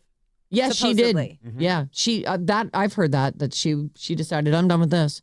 How long was Ellen on? 2003 to 2022. Jeez, that was the Louise, long that's run. a long run. Yeah. Hold on, Rosie O'Donnell network. Oh, I pulled it up already. Oh, you did? All right, I haven't looked. So yeah. So let's guess. I think she's worth $212 million. I have no idea. She's worth a lot. I'm going to say $75 million. 50. I'm going to give you the number that's right in between the two numbers that I keep saying. So $100 million. Oh. I've seen 80 and I've seen 120. What did you say? I think you won. I think I said 75 million. Yep. So that's a point for Vinny. Hold on. Assigning points now. Processing. Again, with the, hundreds of millions of dollars, we just talk about it like what? I know. Only 85 or only 100? Only what? Only 5 seasons? I know. 6. But That's she a lot. also had a movie career and she did, and she does stand-up comedy. Has she done that recently? No. I feel like she has. I feel like she was just on a tour. And then she was on The View, right? Oh, yeah, she did go on The View. That's That's was right. another big payday for her, yeah. Mm-hmm. I'm sure they paid her well. She's a big name. I don't know if you guys talked about this, and I don't know if we talked about it off the air, but there's a trailer out for this Tom Cruise Digger movie, and it keeps popping up in my feed. He's been transformed via makeup into this like eccentric billionaire facing an eco disaster, and it does look interesting. So if you go to the Radio Alice Facebook page, we've got it up there for you. It's called Digger, and they call it a comedy of catastrophic proportions. I never think of him as being a comedy guy. When he's funny though? Tropic Thunder. He plays like a movie exec or something, and he's in, and you don't even know it's him because he's in full makeup and doing this dance and being this jerk. And I actually kind of want to see this. They call him. Let's see. He stars as Digger Rockwell. He's got a thick Southern accent, a pot belly, and thinning white hair, fashioned in an unconvincing comb over. And he plays the most powerful man in the world, a billionaire whose company may have set off an ecological disaster that could also spark a nuclear war. So, I think that people are hoping this is his chance for an Oscar because he still doesn't have one. oh, the poor dear. Mm-hmm. He has everything else. Well, but not no really. Oscar. He doesn't have a family either. That's true. Yeah. Yeah, I can't pretend to relate to him in any way, shape, or form, but I do watch that dude's movies. I know. He's great. One review I read said this movie gives like a Dr. Strangelove vibe. Okay. Oh, So kind of that disaster, but funny. okay. I have often thought to myself, just in my private moments, in fact, I think I was thinking about it today as I was in the mirror going, oh, if I just got these pulled back here, everything look good. You look beautiful. Thank you. That why didn't he, like, men age so much better? Like, he's really done some jacking of the face. Like, Tom is, and he's in his 60s now. It's like if he had just aged normally, he could be playing all these roles that might earn him an Oscar. Like, he's not a terrible actor.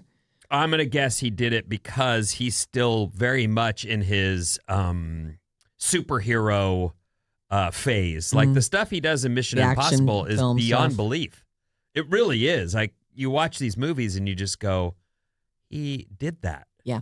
That is, And he did it 50 times. Right. And then they picked out which cut they liked the best. like, it's so rad when he drives that motorcycle off the cliff and then skydives away from it. You think, well, but you know he did it. You know he did it.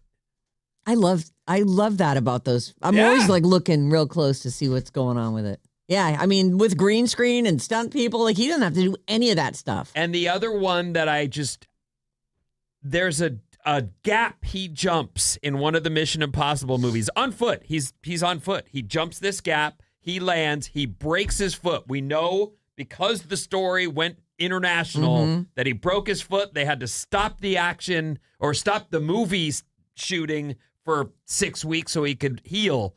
But he limps away from it, and that's the cut they use. Yeah. You're watching him break his foot. Yeah.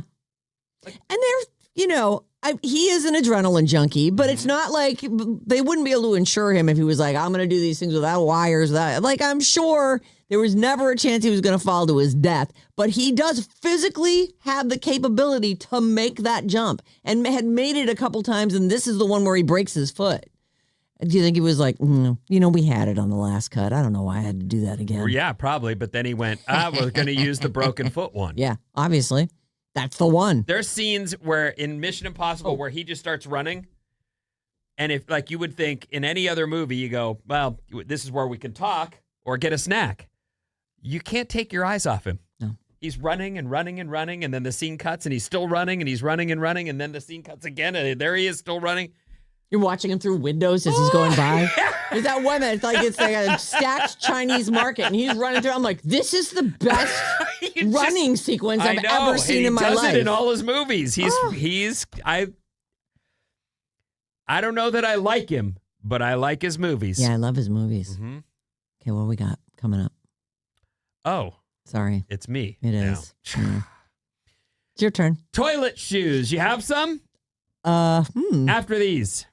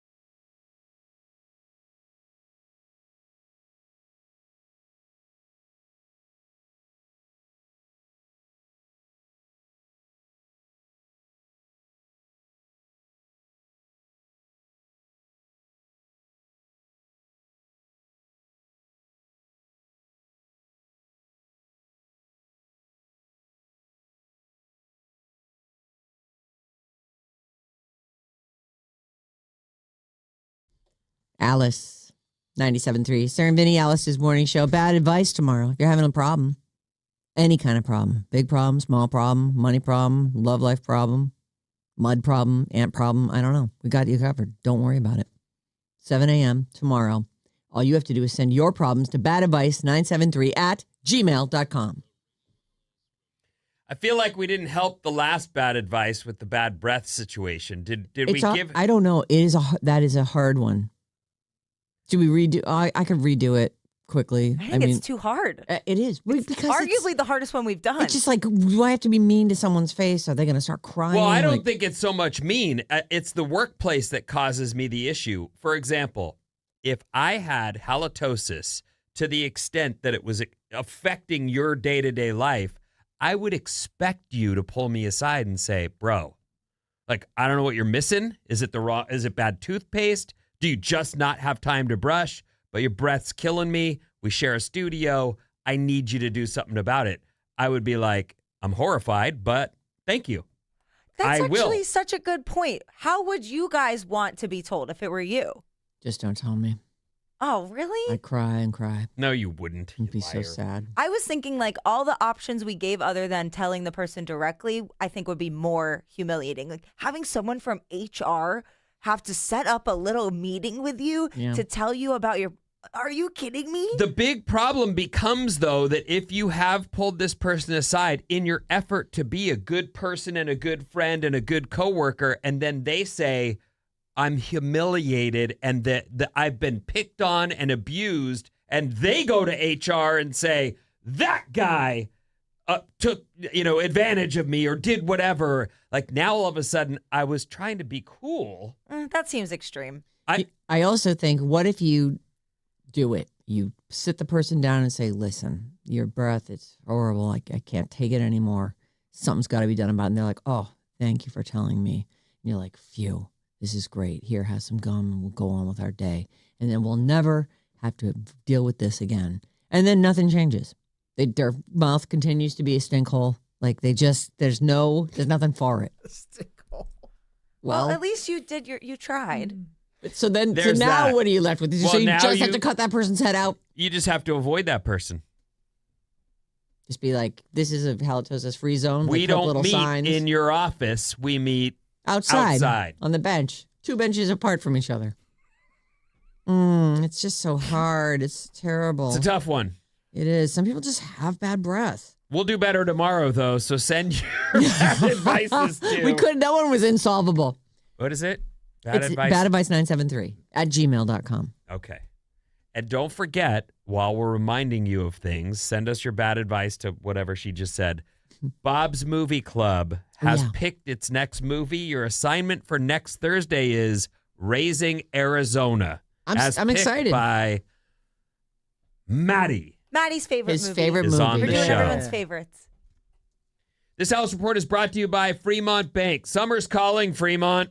Grab your family, invite your friends, and enjoy free live music at the Central Park Performance Pavilion. Oh, all the P's. Really good. It really isn't what announcers want to have to see on their page. You're pro. By Lake Elizabeth, the Central Park Performance Pavilion by Lake Elizabeth. Thursday evenings through July 30th, 6:30 to 8:30. Every genre, every generation. Learn more at fremont.gov. Proudly supported by Fremont Bank. I like it. Good time out. It's lovely how a lot of towns do this. It's great that they've got support for this over there by Lake Elizabeth. It is. Yeah. Agreed. It's just because it's a lovely place for the community to all gather together and, just that evening time in the summer. Oh, it's so nice. Sounds great.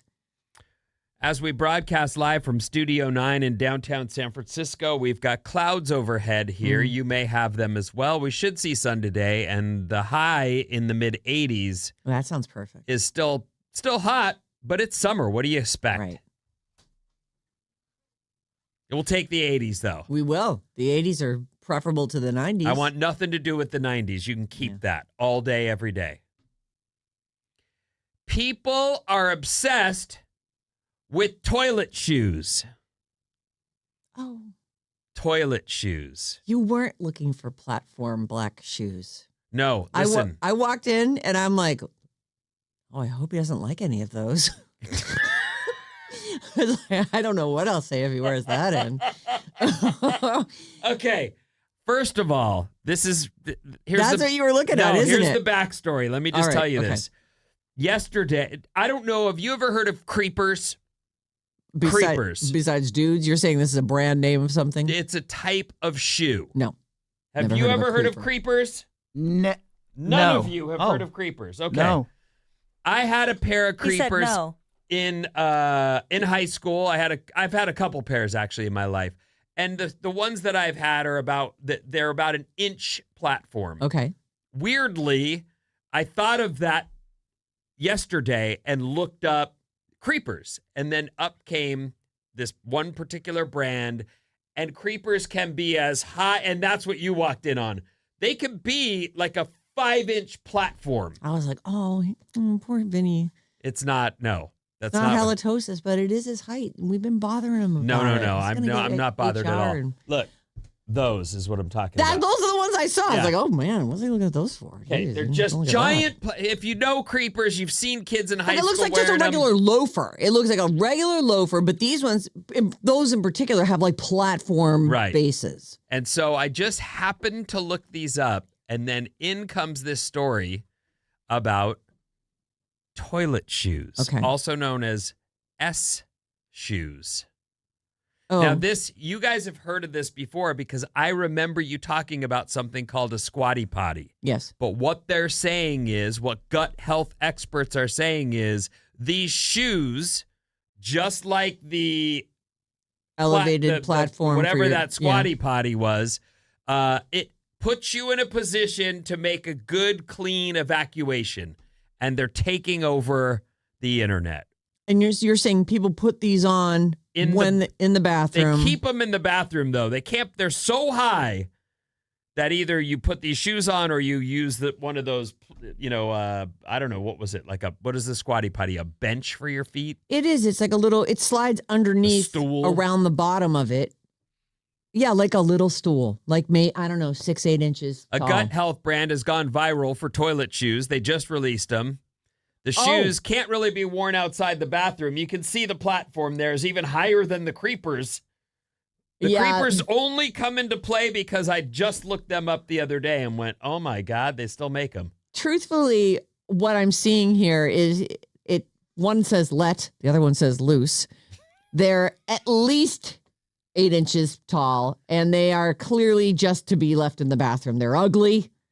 They're ridiculous. They look like two 70s disco pumps. Yes. Yep. Which I would imagine someone is going to buy these and wear them out. It's just, you can just expect it.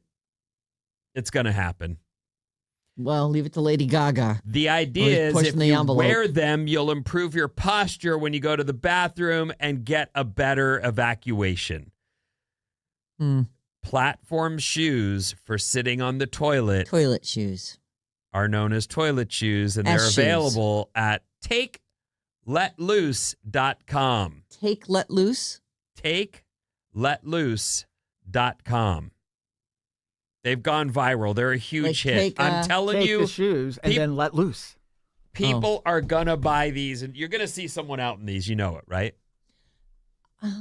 Well, you won't. I never go out. Yeah, you just play music in your house. But I'll see pictures of people out. They cost $70. Oh, boy. They sold through the first initial run, and they're now taking pre-orders for the next. Well, since you don't have to walk in them, you just leave them in your bathroom. You can get just the biggest size they have. Like, okay. That's like tiny little footstools. When I went to the website, TakeLetLoose.com, it says, congratulations, you've got a mystery offer. Please tell us why you came. Constipation, anti-bloating, revamping my gut, or clearing waste buildup. Oh. And then there's no thanks, which I'm going to click on. I don't want those. But you might. They just want to talk about what's going on with you. From that to this. What? Where could we possibly go from that? You've heard about the Taylor Farms lettuce situation? I certainly have. The extended period diarrhea. Yeah. Whole Foods, no. What is Whole Foods doing? Whole Foods is offering a steep discount on Taylor Farms shredded iceberg lettuce. Half off. No, they're not. If you're willing. Yeah, No, they're this have not. all been recalled? Recalled.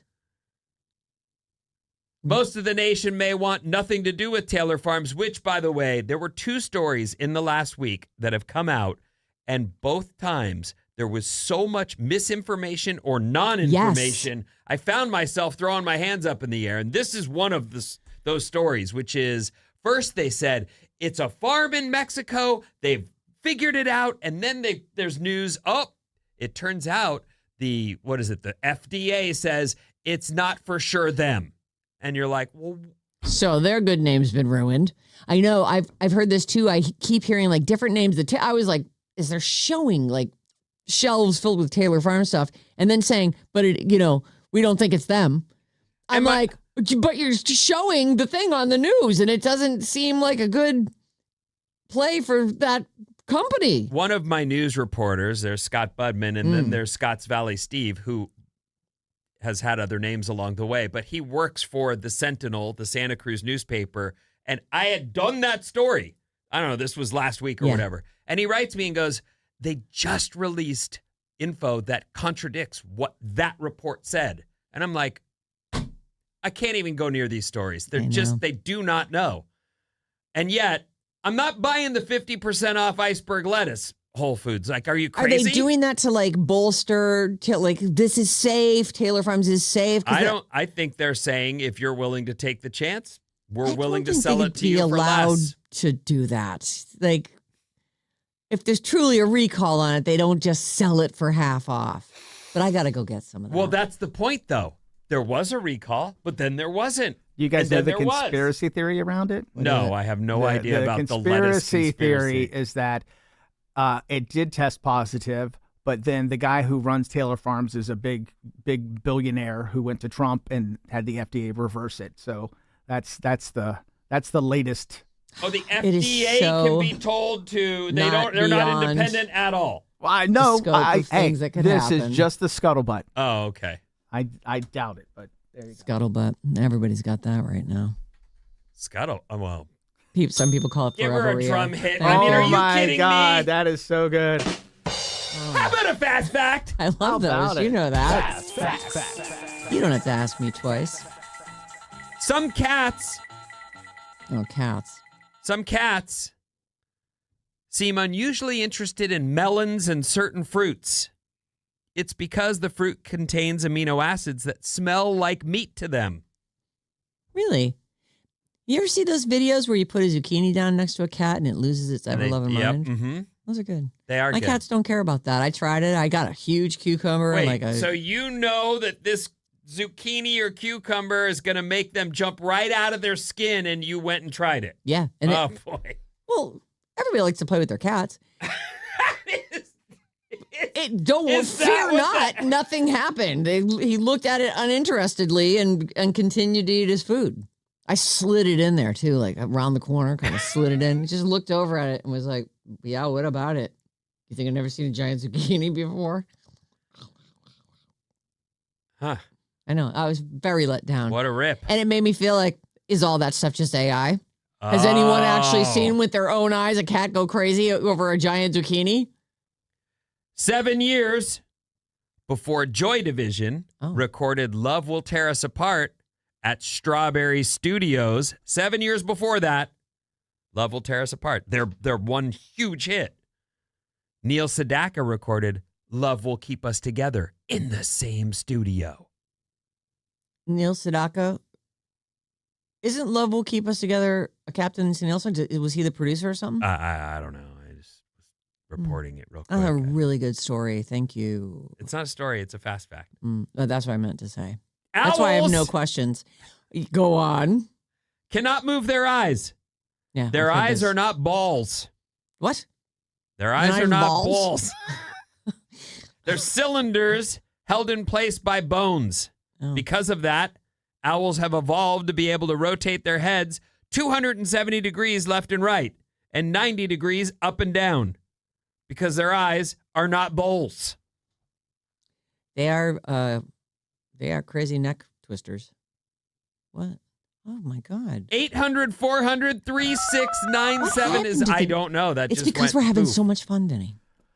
You realize an hour ago we were still talking about the zombie apocalypse, and I can't even stop thinking about it. And here we are an hour later, just wrapping up the fast facts and the owls with the cylinder eyes and the 270-degree turn of the neck. Jesus. And now Maddie's on the show. 707. I used to commute with my dad from Napa to SF. I had to stop because of his halitosis. It was so bad in the afternoons, it stunk up the whole car. It was unbearable. I told him nothing changed. So sorry, Daddy-O. Bye-bye. Oh. Uh, Can't you hold him down, like scrub his teeth and, pour some whiskey down there? Every morning on the Burn way it to off. work? Yeah, every day. 248. Recall only applies to some states, California not included. Whole Foods probably has to move the inventory before it spoils. So they're going half And price. yet we still don't have a definitive answer from anyone about what is causing this. Meanwhile, they're like 6,000 people in Michigan have taken ill. What in the... Michigan. 510. Good morning, Alice family. What does it say on the whiteboard behind Sarah? Love that you're all part of my morning routine. Donna from Alameda. It We says love it too, days Donna. on air since last mistake. Currently stands at 3 because Maddie screwed it up on Friday. Maddie. He messed up like 3 times last week. Twice. Once on Monday, once on Friday. That's almost 3. What's our streak? Maybe one other time. Our longest streak is 17 days. That was broken back on May 18th. So we're going for 20. Sure, I'm going for all the rest of the days of the whole time. What's coming up in the trash, Sarah? AI and love, actually.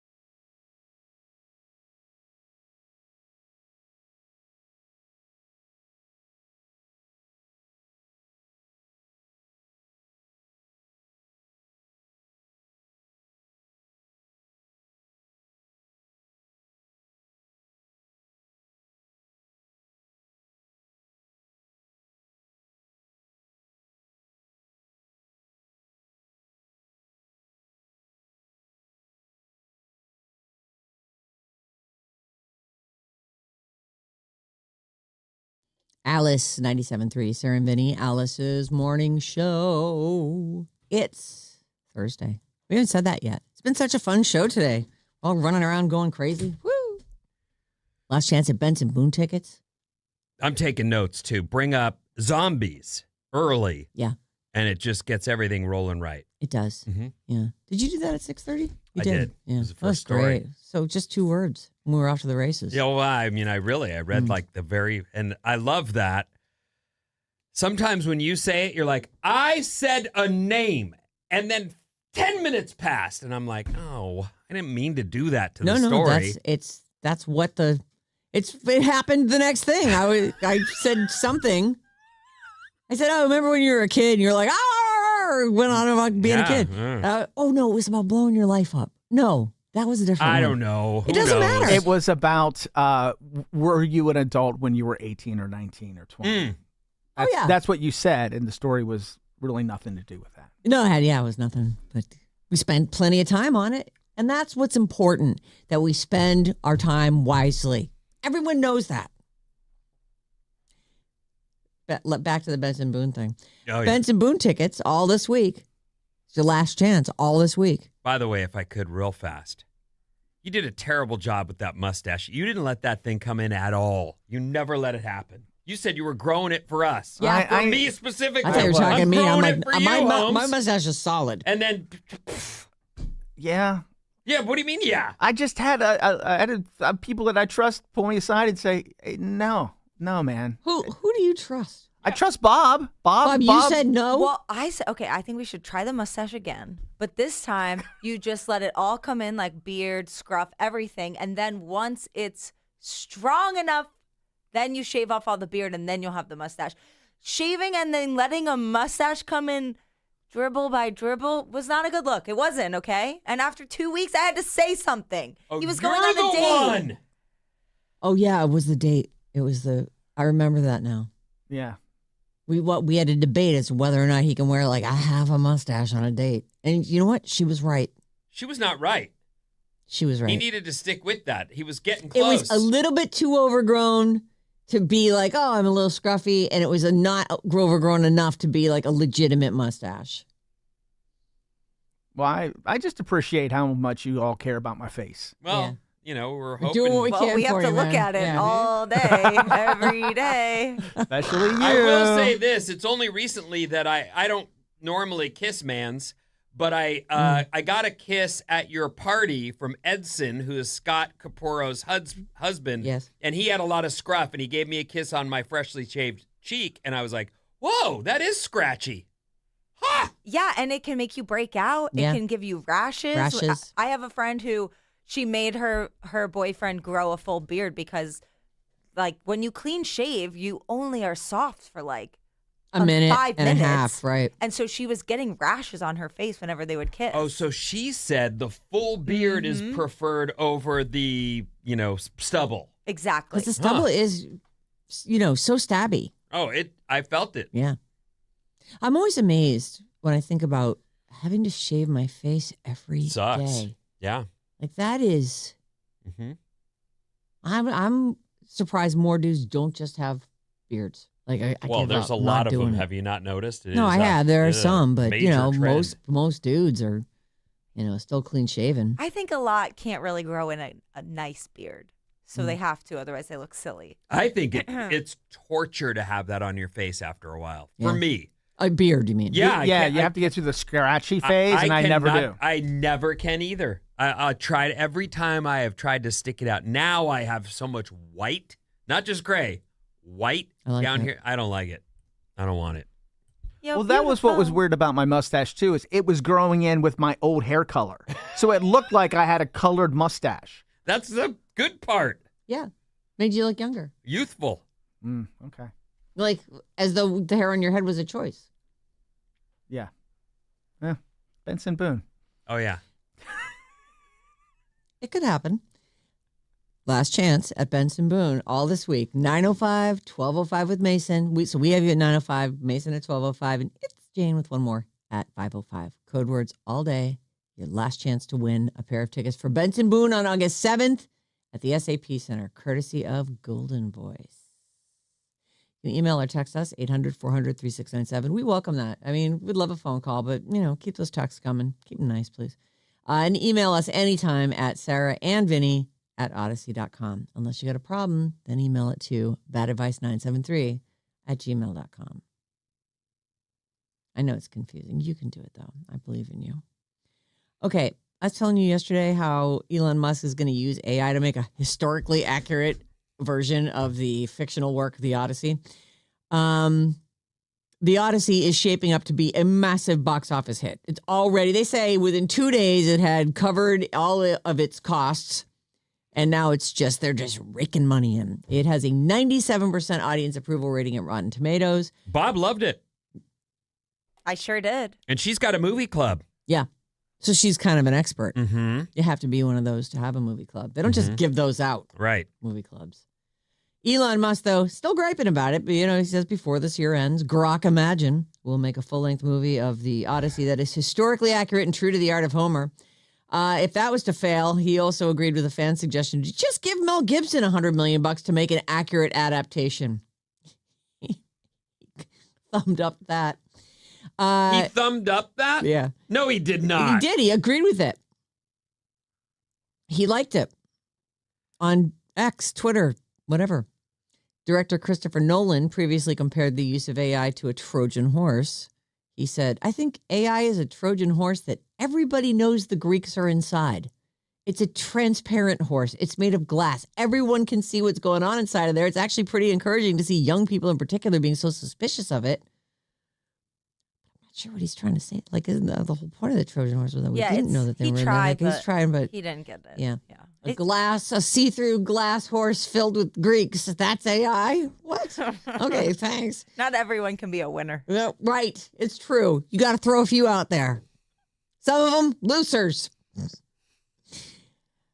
In other Odyssey news, John Leguizamo's in that movie. And he said that for 12 to 14 hours a day on set, he had to be led everywhere, like to the bathroom, to his trailer, to lunch, whatever, because of the contacts that he was wearing. What is going on with John Leguizamo's eyes in this that you were?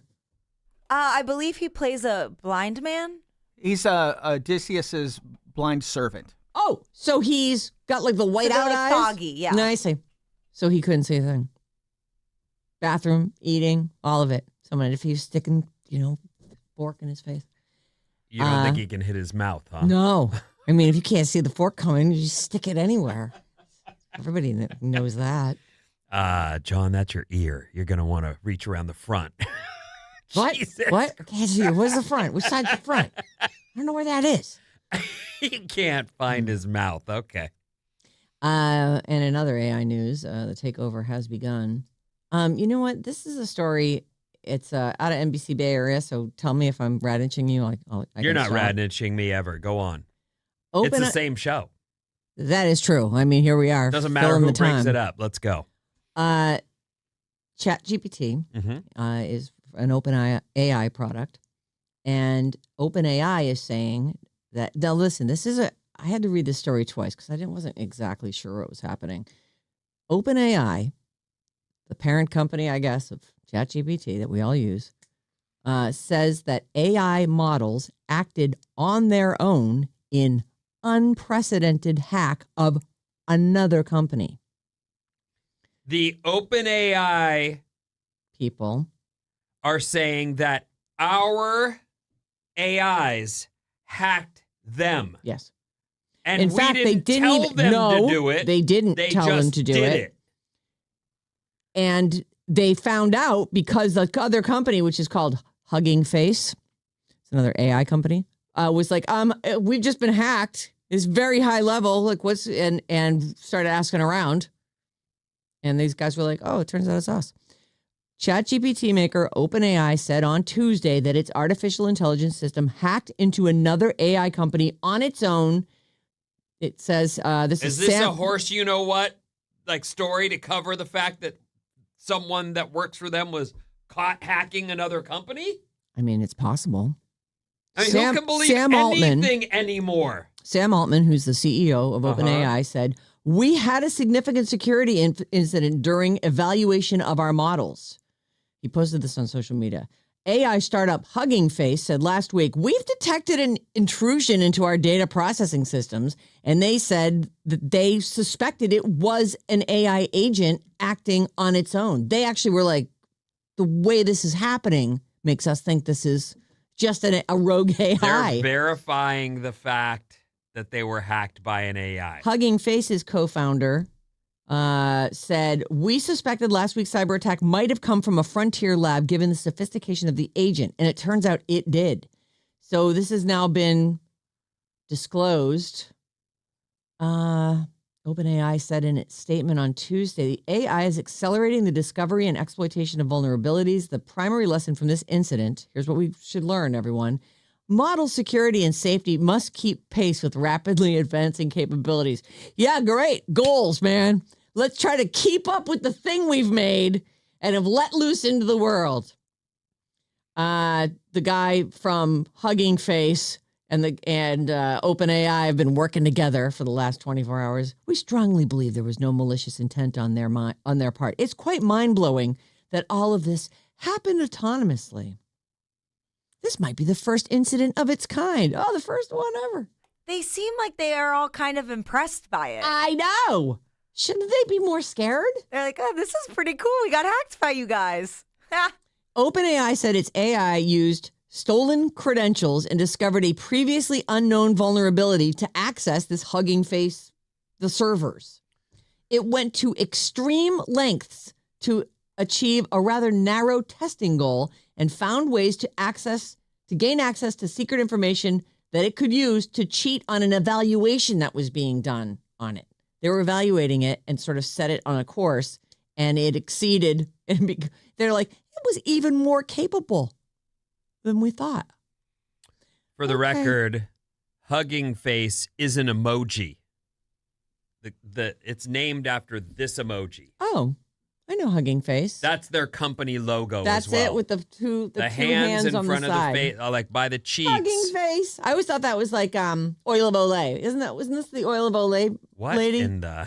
She would like, and you'd be looking at Vogue magazine or something, or one of the bra ad magazines. You guys would always look. You remember that lady? She'd be like this with her. Oh, her chin and her. Yeah, of hands course. like That's on everything of Oil of Olay. Oh yeah? Yeah. Is it? Yeah, that's their like. Put up a picture of that. I'm trying to find that. Back me up, baby. Well, Hugging Face. I just wanted you to know it's their which logo. I call Oil of Olay face. Is an emoji. There you go. That's not the same. There it is, right there. See it? No. It's the small one there. No. Yes, the small one, not this new. That's this the old guy. one. That's the old one. Yeah, It Oil of doesn't look Olay. anything like it. It does. It For looks you who can't exactly see the like screen. it. I don't know. You're what not she's looking talking close about. enough. It's the old one, not the new one. It looks like a nun. Does kind of, doesn't it? Like some lady who's in Olay, apparently. It's oil from Olay. Oh, well. Anyway, but yeah, Hugging Face is it's an emoji. Does that seem like a cop-out when you're trying to name your AI company? You go, what should we name ourselves? And then the AI says, I really relate to the Hugging Face emoji. I don't know when OpenAI is going to do it, and I realize we've seen these going public things go badly. Like SpaceX didn't go great. Went up for a second, and now they're way down. Well, they say it'll settle in. I'm sure it'll settle in, and I've heard things like crazy things like, well, Elon's going to buy T-Mobile because he needs that. Oh, my God. Wait, what? Anyway, like there's so much going on with that. But what I'm OpenAI, when it goes public, we're going to see the next round of multimillionaires almost immediately. Yeah. I know someone who's in the barely foot in the door at OpenAI. Yeah, and barely been there like a year. And we're friends with this young person's parent actually, and the parent was like, he's going to be a millionaire the minute that goes public. Yeah.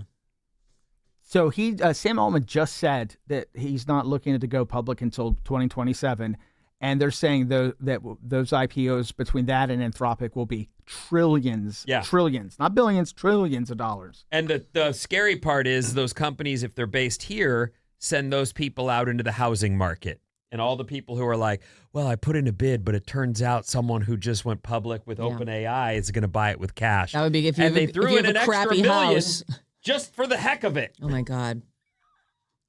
You know, it really, if you own a house, you're psyched. You're like, oh, this is great. Yeah. But if you don't own a house, you're never going to own a house. Not here. It just doesn't seem fair. No, it doesn't. But these companies are changing the world. And the next big round of that is Yes, they are. this AI stuff. My wife met somebody like working at the beach the other day. You mean she's sitting with her laptop on the beach? Yeah. Okay. She's at some coffee house or whatever. Okay. But she said she met someone who was saying that he worked for Apple from 81 to 84. And I was like, 84 is that's the year that they released the Macintosh, Mac. right? He must be, and she goes, no. Well, actually, she said someone that worked at Apple, and I was like, oh, that guy must be a money.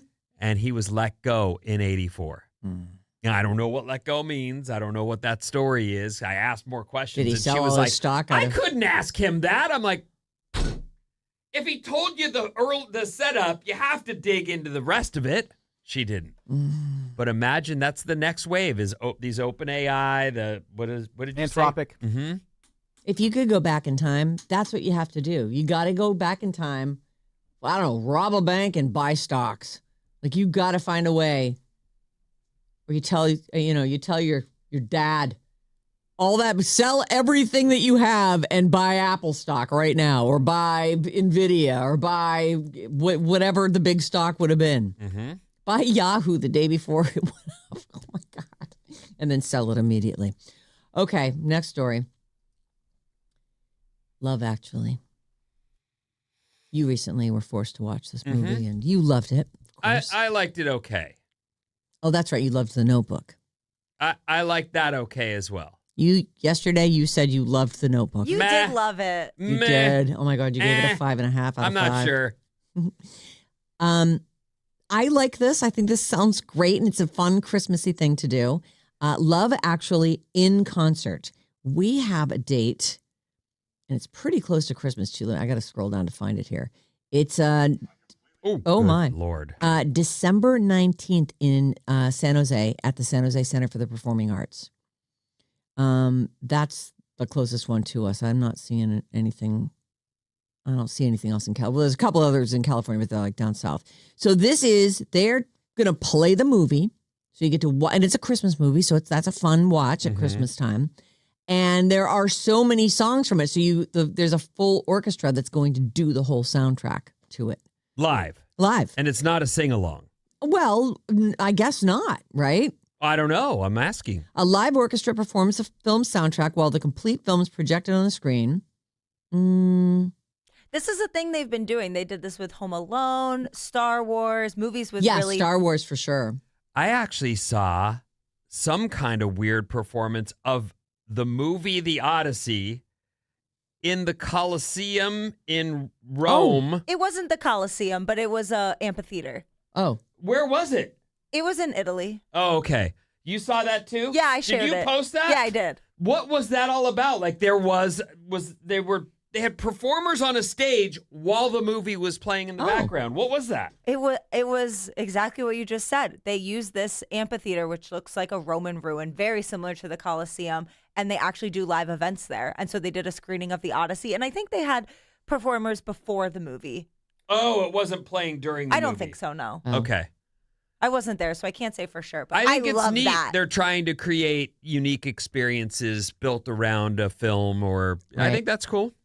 So Great. the tickets go on sale to the general public. Looks like tomorrow at 10 o'clock our time. So, but their pre-sales are here. So maybe if you're already like a member of the symphony or something, you'll have earlier access. And I guess they're touring it around. Like I'll have to look, but there's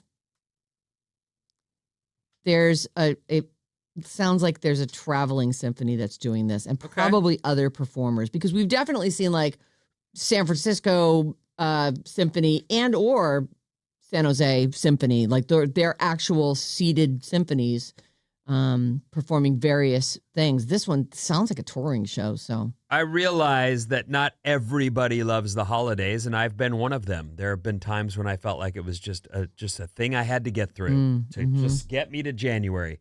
But these events are great for families that are just trying to soak in the vibe and be into it. And Imagine if it was your first viewing of Love Actually. It's pretty How fun would that stuff. be? Yeah, I like it. Bring your It's cool. 12-year-old. You said it's playing in San Jose. Yes, Okay. at the San Jose Performing Arts. I think I can't find it now. Okay, Vinny, I'm out of time. What's coming up? Shut up on planes already after these. Oh, yeah. Mm-hmm.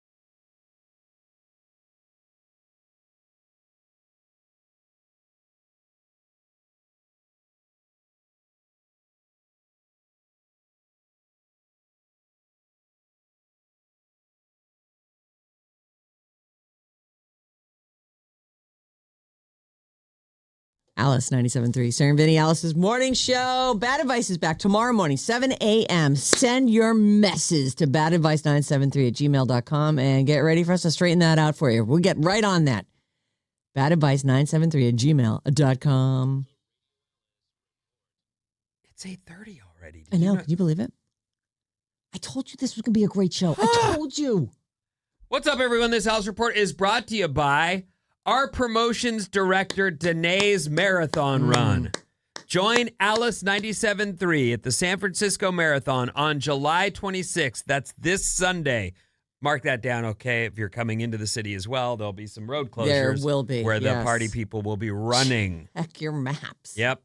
This is our promotion director, Danae's first ever full marathon. If you follow her on Instagram, you know she's been training for this. If you don't, why aren't you following her on Instagram? I think she's at Overgrown, but with only an O, no other vowels. That's also what she does. She's in a band. Okay. Right. This lady's a badass. She is. She will be decked out in Alice branded attire, so you can't miss her. And if you want to support Danae's run, you can donate to her cause, the SF Marin Food Bank, via radioalice.com. Go to the events page, make a donation, cheer Danae on. A marathon is a superhuman feat that I can't believe how many people are able to do. I know. When you some see real it training. turn out at a marathon, you go, are you kidding? You're all going to go 26 miles.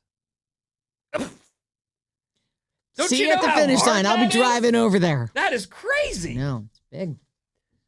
And Commitment. I've seen my own wife train for these things. And Not just for a marathon. No, she does a she- full Yeah, Ironman. she does all the stuff. But she's one of those that will go, I got a training run today. And she'll be gone for 3.5, 4 hours running the whole time. Whoa. What? Okay. And even when I go for a surf, part of that is the drive, getting the suit on. Even when you're out in the water, there's times where there's lulls in the action and you're just sitting there. It's not nonstop. If you stop for 1 second, you don't coast. You just stop. Yep. When you're running, I mean. Yeah. It's not like even being on a bike. Yeah. Right? Even if you're going uphill, you coast a little bit. You know. Anyway, Danae running a marathon this weekend. Go Danae! That's her running. She probably doesn't make that noise, though. Just trying to How was give that you again? I didn't even know I could make that noise. Yeah, you may want to. That's a new noise for me. I'm going to patent that right now. Close your mouth when you run, Danae. It seems there's a little wobble there. I like it, though. I like it, too. I'm going to keep that one going. Morning clouds and a high in the Bay Area of mid-80s. So cooler than we'd seen and when we hit the mid-90s and Still above. warm. But that's still pretty warm. Today is National Vanilla Ice Cream Day. For boring people. So boring. It is, but I also think that's the one that people like to doctor up. That is a good base ice cream. Mm-hmm. If you're eating that by itself, it's like, I don't know, it's just so bland. Yeah. No thanks. I've told you, too, that we had a consultant way back in my early days of radio. I was still just doing surf reports. Yeah. And this guy, Al, would be like, everybody loves vanilla. And I'm like, that is not the way. That does not. We should do exciting, fun radio. Stop with it should be boring and plain. We don't want anyone to leave. Yeah, no one's going to know you either. At all, ever. They're going to be like, well, all right, vanilla. I guess everyone can decide on that one. Used to drive me crazy. Everyone can agree. Anyway, ice cream. I don't like that.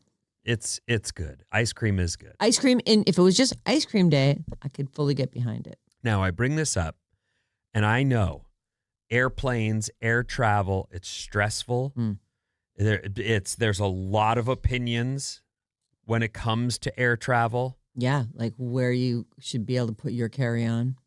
Like that. Mm-hmm.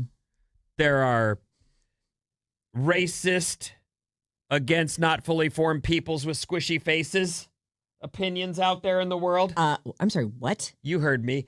People don't like your kids on the plane. They want you to not bring them.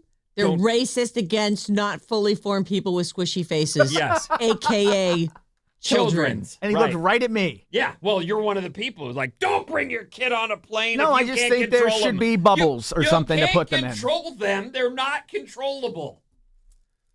If we could bubble's control not them, a bad idea. we would tell them, listen, you stay home.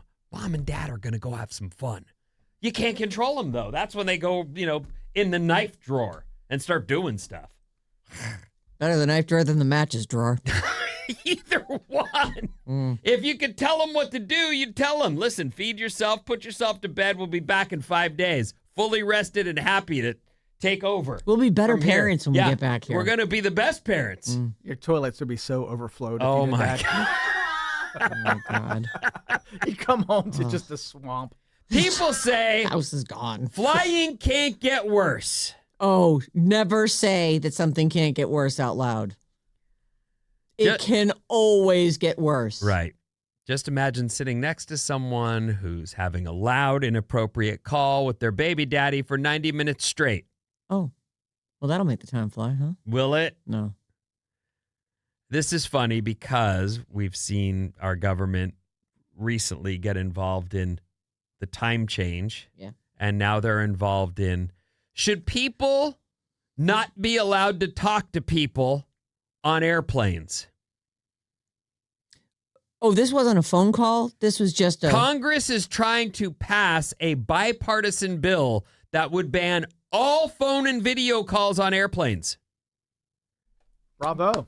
It's I'm not down- the I'm worst fine thing. with it. But These feel like easy moves, the whole time change thing and this banning phone calls on planes. is that an internet call then? So they've got Wi-Fi on this I guess plane, so. and the lady pays for that, and then she can have a screaming match via... I have definitely had phone calls come through when I'm on a plane using Wi-Fi. Most U.S. carriers don't allow in-flight calls already, but there's pressure to change that now that Wi-Fi on planes is expanding. There's also several foreign airlines that are cool with Wi-Fi calls, including British Airways and Virgin Atlantic. They could be impacted, at least in the U.S. airspace, if the ban goes through. Why is the government involved? It's a safety issue. And officials want to minimize disruptions and distractions. I agree, though, that sitting next to someone who's having a full-on conversation sucks. Yes. It just does. They're talking louder than normal, too. There's something about having a phone on your ear, or you just don't realize how loud you're being. I live with someone who will sit on, this is Christina. She will sit on a phone call with her good friend Trina, and they will go 10 minutes without talking. They're doing different things, making dinner and this and that. So They're just hanging together. I have absolutely walked into a room, been like, blah, blah, blah, blah, blah, blah, blah, blah, blah, blah. And then as soon as I shut up, Trina from the phone on the table goes, hey, Vin. We were. Good thing I wasn't bad-mouthing you, I guess. That's, you know what? That is definitely, I know she's not a kid, but that's a kind of a kid thing. Like, yes, absolutely. Isla has done that. And I've said, I can't have a kid that listening in on our private conversations. You need to tell me that's happening. Right. Because they do it as well. Yeah. Riley will just have his friend on the phone be walking around the house. Like, for no reason. You do that? I'd never do that. Yeah, it's strange because I know Christina does it, and I've had Isla do it, where she, hey, Dad, I need it, and then there's a kid on the phone in her hand. I used to do that as a kid, for sure. Yeah, it does. There's nothing going on. It's not like I'm going to be caught red-handed in the middle of something illegal. It's just, it's like an etiquette thing, isn't it?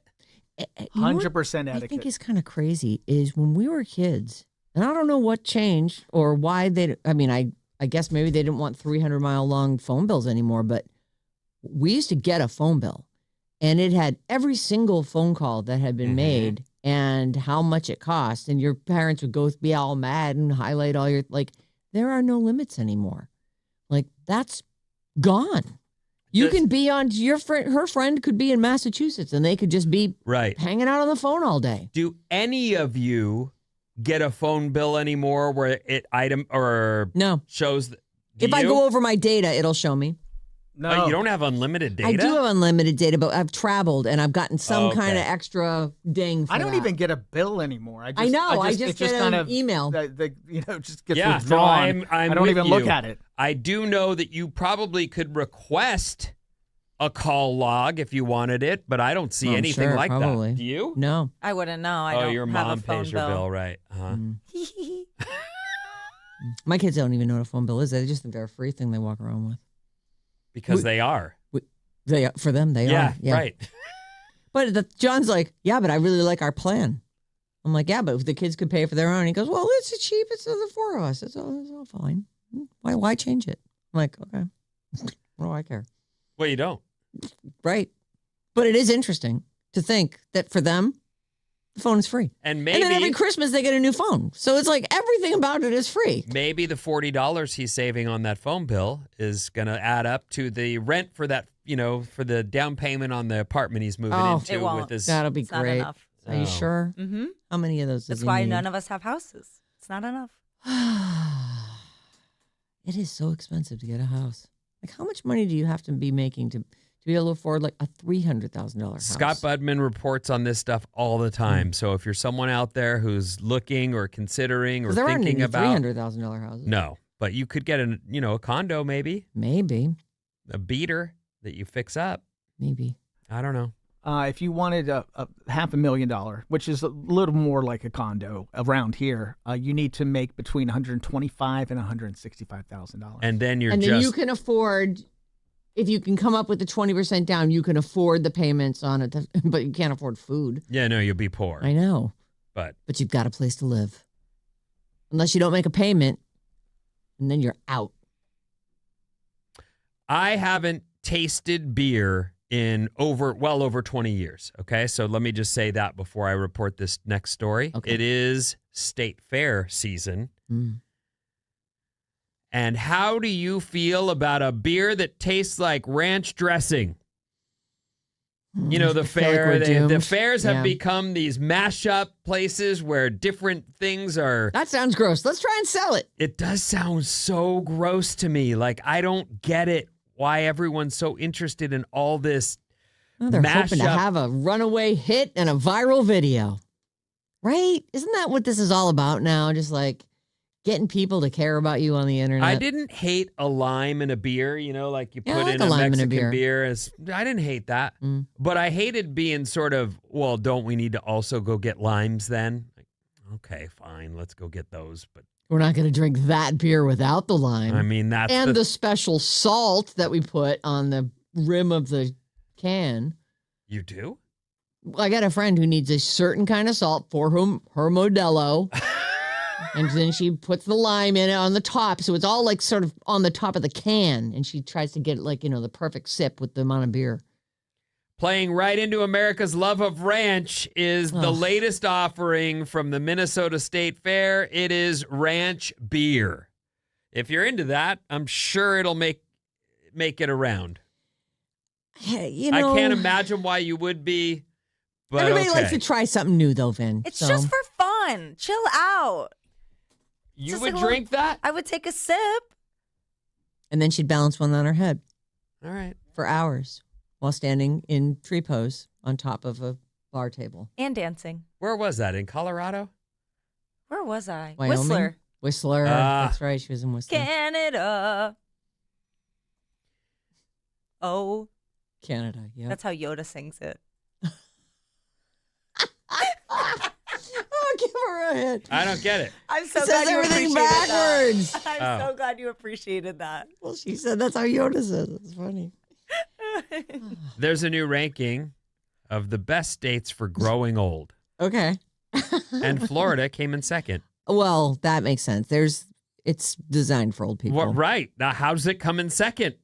Makes no sense. What came in first? Hawaii. Oh, I consider Hawaii to be very expensive. very expensive. But they say the number of residents, they rank this on the number of residents 75 and older, hospital beds, life expectancy, the availability of nurses, nursing homes, and the cost of nursing care, air quality index, sunlight exposure, and walkability. Hawaii, number 1. Florida, number 2. Jersey, Massachusetts comes in at 4. Really? All that snow? Huh? No.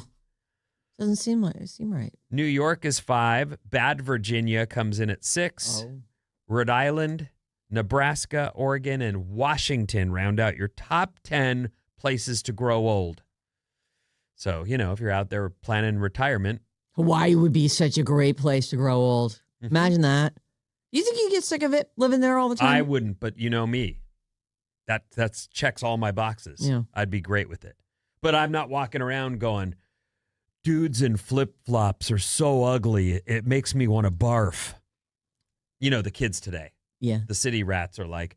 That hits close to home for you, huh? Well, I wear flip-flops. Yeah. I'm a beach guy. That's what we wear. Like sorry about it. I'm sorry, city rat. Mm. Where besides the beach are you wearing them that they have something to say about it? That's where I live, so that's where I wear them. I don't wear them here. You've never seen me in flip-flops here. No, I never have. No. But I was just wondering. That's a weird thing to call out. Like, people got to have something to guys in about. Flip-flops. Guys in flip-flops out walking around in the city at night, at a party, coming to my dinner party, if you're in flip-flops, I'd be bummed. You'd be bummed? Yes, I have a friend. You! I would. Of all people. You know why? Because your feet get dirty in that. And I want you to take your shoes off and leave them by the door. I didn't make everybody do that at my party because that's ridiculous. Too many people. But in general, drop your shoes at my front door. I've got Crocs for you at the back door. If you could have easily done it, would you have had us all check in our shoes? No. Oh. I would not bother with that. Okay. Because I just know the place is going to get trashed. Because you even had people helping you put out the food, and I saw a whole crew bringing the food out and setting that table up, and I was like, all my friends have been pulled into party duty. I always say first in, last out. Those are your super friends. And that for us is it's the whole Gillis family. Pat and Mary Ann, their 2 daughters. They got there half an hour ahead and with some extra hands attached to some friends. And I just stood there as I'm making the guac, because you don't want to make the guacamole 3 hours before you need it. It gets all brown and gross. You're right. So I'm sitting there doing that, and they'd come in and I had it all set up on the table. Go, okay, that one goes out of the 3 places in the backyard and bring me back the thing. It's great. They're so great. And then Pat's like, rah, rah, rah, telling me about something, and I'm just listening to him while they're all running around the house. While you're making guacamole. Yeah. Huh. I tested it out on him and then took that spoon and put it right back in. What are you doing? Just kidding. All right. Are you sure? Nope. You're not sure. Wait, you didn't do it or you did? I didn't. 800-400-3697 is our number. And Maddie is standing by to read some of your contributions to our show. 408, Bob's Canada joke made me snort this morning. Yeah, that was a good one. L-O. It was like a joke grenade. Thanks, guys. Thank Took you. a second for me to get it. I'll be here until further notice. 650, my house cleaner talks on the phone while she's cleaning. Earbuds in her ears. Christy in Chattanooga. Happy Friday Eve. Oh, thank you. Yeah. That would annoy me. Well, I mean, if somebody's working for you, can't you say, when you're on the job, no phone calls? You know what? We have some people that clean our house every other week, and they seem to be the boss of us. Mm-hmm. That is true. The missus has said, can you guys come early? I don't know, 9 and be done by noon. That's the best thing for us. And they're like, nope. And we can't do anything about it. Well, you could get another cleaning crew. No, we could, but that's the thing. It's there's not a million of them, and you got to find someone who can do the job. And we've just let them run right over us and been like, okay, well, you call the shots. So, no, Maddie, you can't always tell them what to do. Just let them talk on the phone. They come when they come, and they do what they do. Right. The best thing is when your kids have their friends on FaceTime and you don't realize that they're walking around with their friends, just checking you out and your house, seeing what you're doing, watching you wash your dishes in your pajamas. It's great. Love y'all. That's Nikki. It is a weird open window in your own house that you don't know is there. Yeah, and you don't want. No. If I'd been asked, I'd have said, no, get on the phone somewhere else. and then get off the phone when you're done saying the thing you got to say. But that's where they hang out. Right. And then they think they're phone experts. Like, no, that's not how you use a phone. You call a business, you ask a question, you say thank you, and you hang up. That's how you use a phone. Look at Oh, Bob. you don't have to call businesses anymore. No, you do have to. How about this? You got to call the doctor's office and make an appointment. No, you don't. I do. I've never gotten an email back ever from anything I've ever tried to do at my doctor's office. I call them. I'm already mad at her for the until further notice comment, so I'm not. I was mad at that I'm too. not. I don't hear I her heard anymore. that. I was like, I'm not gonna dignify that with a response. Furious. All right, what else do the people Tiffany say? in San Jose. Hey, Alice fam. It's my 40th birthday, and I'm spending it with you on my way to work this morning. Thank you for always making me smile. 40 is the best decade. 50 is actually great as well, but 40 is the decade. Like, don't be bummed. This is it. You are a woman in full, Tiffany. No is a complete sentence. Don't put up with anything anymore. She said her name was Tiffany? Tiffany in San Jose. Happy birthday, Tiff. Happy birthday. Happy birthday. I hope it's just excellent. God, I wish I just turned 40. That was a good decade. So good. I'd love to be 40 again. I know. Kill to be 40 is, for me, was painless still. And now I got a knee thing and a this thing and a that thing. I'm like, what the 50s? Yeah, have had a great decade. 925, Sarah freaking out Vinny about the guac spoon made me laugh so hard. That's not funny. It's kind of funny, though. Well, did you get sick from the guac? I didn't have any guac. But to know Was that it because you thought that maybe no, Pat I was, just had didn't spit get in it? around it in time. Like there was some weird stuff that went down that, for me, that everyone else didn't experience. Like I had to go to Whole Foods right after walking in the door. My kid goes, "Yeah, actually, I am hungry." That's totally your fault. It is. You I know. can't even blame her. For I 1 second. totally should have just stopped. I knew she was going to be hungry, but she said, "No, I'll be okay." And then as soon as we got there, oh, everybody's eating. Yeah. That would have been a It's great a time cookout. to try out DoorDash. It could have come right to you. Oh, that's true. That's not for me. Thank you, though. 925, talking about kids on their phones. It's an invasion of my privacy. I won't allow my kids to do it. Well, I mean, you can say you can't do something all you want. Then kids go, oh, that's what I want to do. Exactly what I want to do. And I'm going to do it on the down low. And you're going to go viral and not even know it. Anytime I think about getting kids to do something now, all I think about is Vinny can't get his to flush the toilet. Nope. That is And I'm so like, crazy. if you can't get, I mean, if that's I know. like, it gives me more, what I guess, compassion, because I'm always like, why don't you tell your kid to do that? Stop being such a jerk. Can't even get him to flush the toilet. They just don't. Kids. I told you guys, I woke up yesterday and found the house downstairs I love this. covered in these sticky notes. And every one of the notes says, pick up your trash, wipe up your crumbs. I didn't know, because it was dark and I leave it in the middle of the night at 3 a.m, that the upstairs was also papered everywhere. Turn on the fan when you start to shower in the bathroom. Flush this toilet. If you're like, there's notes. My wife snapped. She lost her. I love it. She went around the whole house putting notes everywhere. Don't say I didn't tell you. 1 month into summer, and she's... Oh, Christina. As she should. I feel her. That's hard. right off the deep end. And you just feel like, I always felt like, as I was like yelling at my kids, I was like, I wasn't this big of a bitch before. Like, you kids have turned me into this nagging bitch. And I don't want to be this, but I also need these things to be done. Like, it's futile, though. Give up. You're a nagging bitch. Okay. You're happier when you finally just accept it. We're going to take a quick break. When we come back, your last chance for Benson Boone.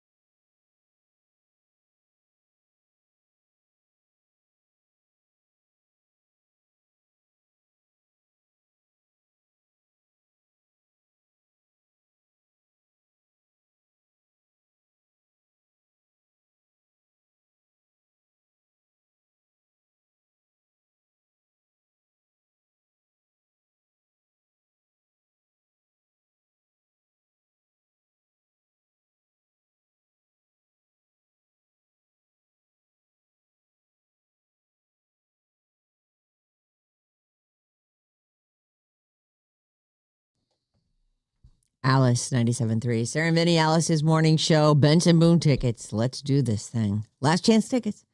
Take the code word man. Remember we talked about this earlier? Yeah, I didn't I say Nebraska? No, but you were saying like your mom. Oh, your mom. And then you were like, I'll choose the man's. And it was just like so dancing around. And it's man. Man, just like man. Hey, man. M-A-N, man. That Benson Boone is the man. is your code word. That's your code word. Man. Enter the word man in at radioalice.com and you could win a pair of tickets for Benson Boone August 7th at SAP Center. The word is man. Take it to radioalice.com. Listen again today at 12:05 because Mason's got a code word for you. And 5:05, it's Jane with another chance to win. This hour's code word is man. Man. Man. Don't joke like that, man. Hey, man. That was a good joke. Courtesy of Golden Voice. 800-400-3697. That's our phone number and our text line. Sarah and Vinnie at Odyssey.com. That's our just regular old email, but tomorrow's bad advice. Bad advice 973 at gmail.com. We will solve your problem for you. All you need to do is send it to us. You can stay anonymous. Bad advice 973 at gmail.com. So I got a note from someone regarding the bad breath situation that we talked. It was a bad advice that we sort of did out of turn. When did we do this? Tuesday? We did it because Scott was in. Yeah. And we were not helpful. Well, it's actually harder than you think just because work is involved. This is a person that works with you, has horrid breath, and you don't know how to handle the situation. And I like...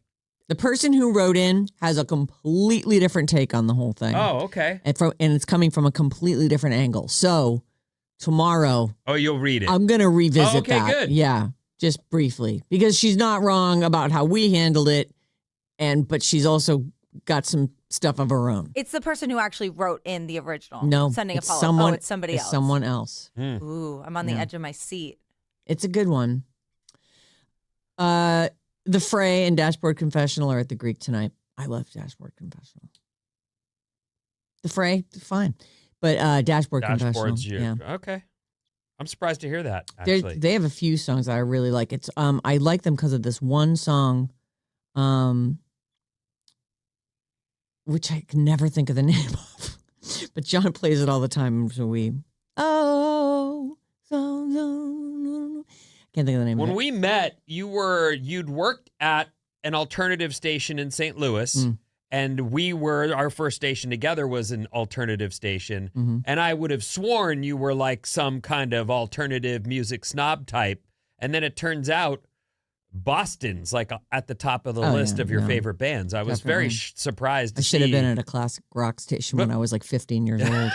Like, that's your thing. But I will say the only music I really do not have any appreciation for is, and it's not complete, but I don't like country music. What'd you say? I think you said it. I didn't say anything. You coughed it into there.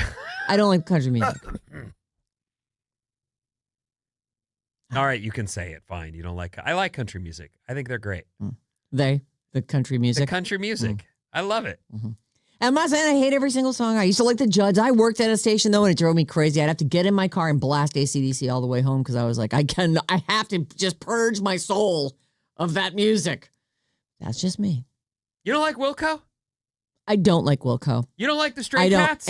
The Stray Cats are not country. They are. They are not. They are rockabilly. You're being ridiculous. Oh, You're being ridiculous. Can't even say words. What's wrong with you? Well, Wilco's not really country either. They're kind of like folky country, like a little alt country thing. Folk alternative. And I don't love them anyway. I find them boring. But I know a lot of people who really love Wilco. They're super boring. I like, sing me a hook right now. Do it. Wait, what? Sing me a hook from a Wilco song right now. I don't have one. That's because there aren't any. Okay, point taken. Thank you for making my point for me. Okay, moving on. Next thing.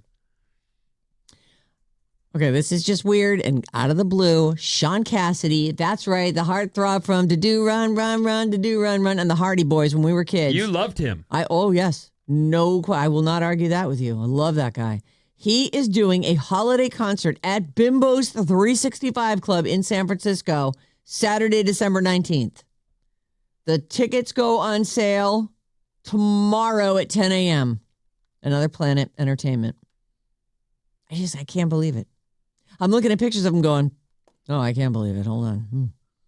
He's gotten old. Do you want to see a picture of him? It's actually a really cute picture of him because it still looks like him. Sean Cassidy, little heartthrob when I was a child. He still has like the cute face, but it's like surrounded by like an old face, you know? But the cute face is still in there. Think he's gotten a bunch of work done? Well, my question, the first thing that stands out to me is while he still has all his hair, his forehead is gigantic. So are we talking about an implanted hairline or was he always like that? I didn't follow him and I didn't let's grow. hear this. Oh yeah, turn it up. Her name was Jill, and when I walked her home to do run, to do run. Is that his version? Sounds like it.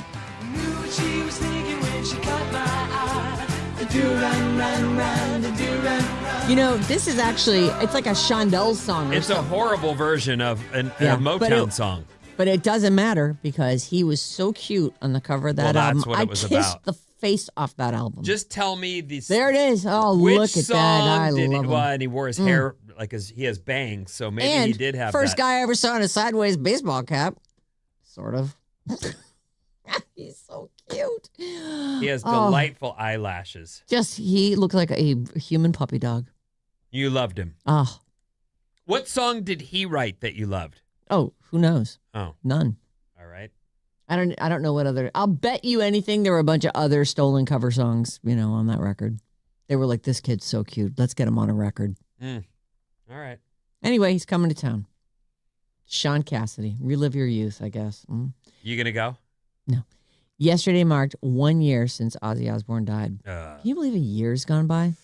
I actually went, really? Time is flying. We talked about that earlier, you and me off the air, but it is this year is already over halfway done. It's crazy. We're in August in a blink. What? It's the 23rd. Yeah. Whew. What, by the end of next week? Oh, no, there's one whole week and then we're in August.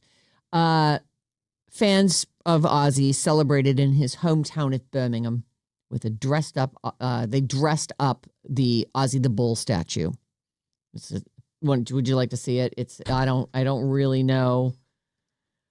I don't really know about this Ozzy the Bull but he's a bull. He looks evil. It's sort of like in a mall, and they've dressed it all up and let people pose in front of it. That appears to have no association with Ozzy Osbourne at all. It looks like it has a bat under its front paws, maybe. Yeah, I don't know. I don't know. It's like there's Ozzy signs all around the thing, but I'm not privy to the thing that makes him an Ozzy bull. Okay. Everyone celebrated, and fun was had by all. I'm an Ozzy fan. I definitely won't go see the show the family's putting together with the, what do they call those things? The holographic. The holographic. Yeah, I'm not going to see that, but. You know, it says Ozzy the Bull in all those places. Maybe Ozzy the Bull is just like a separate thing, and they're like, but it's Ozzy, so let's go over there. I don't know. I don't either. Motley Crue's in the news, and I was looking at pictures of them this morning. Just randomly, they have done some kind of an interview where they're talking about how bad their drug abuse and alcohol abuse got. And I saw this picture of them from... an abuse of their own fans. Oh, yes. They don't mention that part. Oh, they don't bring that up. Conveniently Okay. leave that out of this story. I'm sure there are women scattered all over the country who are like, what those people did to me. I still am covered in fish scales. It's criminal. Oh, my God. And it probably was. Yeah, sure. Mm-hmm. Motley Crue, there's a picture of them it's a picture from 1985.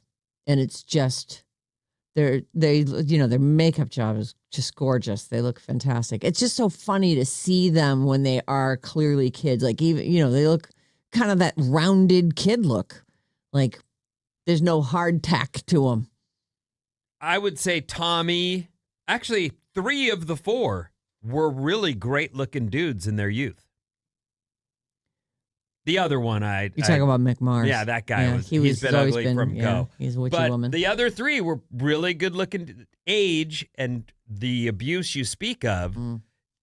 Tommy looks terrible these days. And from what I'm told, from what he's out there saying, he's sober now and has quit drinking and is healthiest he's been in ages, but he looks horrid. He went on Armchair Expert with Dax Shepard. Oh, okay. And they're just yapping. That's just what they do. And he opened right up and he looked back on one of the lowest points of his battle with drug addiction when he ran out of heroin. At the height of the band's success in the late 80s, Lee and the band's bassist, Nikki Sixx, were just doing, this is the quote, "We're just doing an S-load of heroin."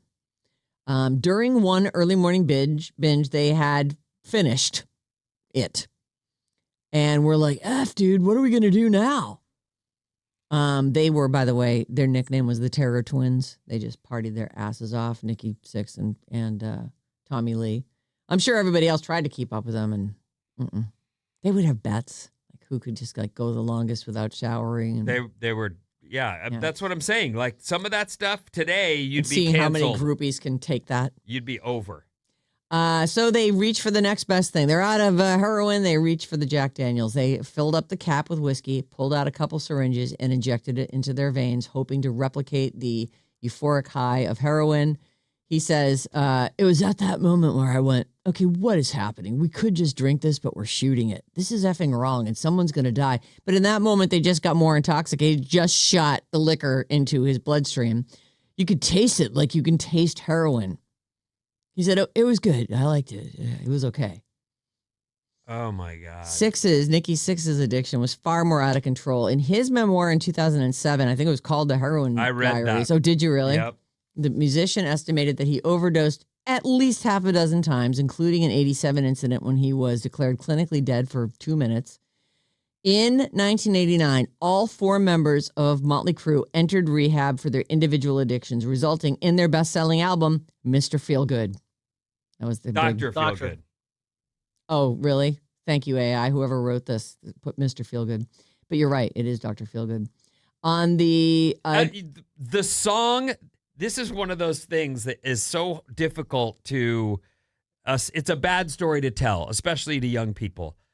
One of their biggest hits came out of his death moment. It is about Kickstart My Heart right. is one of their biggest hits. Dr. Feelgood is who you call when you need your drugs. Right. He's the one we call Dr. Feelgood. On the advice of their producer, as they're all going into rehab and trying to figure out how they're going to record this next album, they went to Vancouver, where he says it just rains every day. And they just buckled down and did the album. They attempted to stay clean. A band therapist was brought on to help. We'd all get together and talk about how everyone's dealing with this new arrangement. And then that opens up a whole other thing. Once you start getting into therapy with the people you work with that are also going through the same thing, you're learning all these other things about them, and it's getting really complicated at the same time. And then they went on tour for the record. And guess what happened?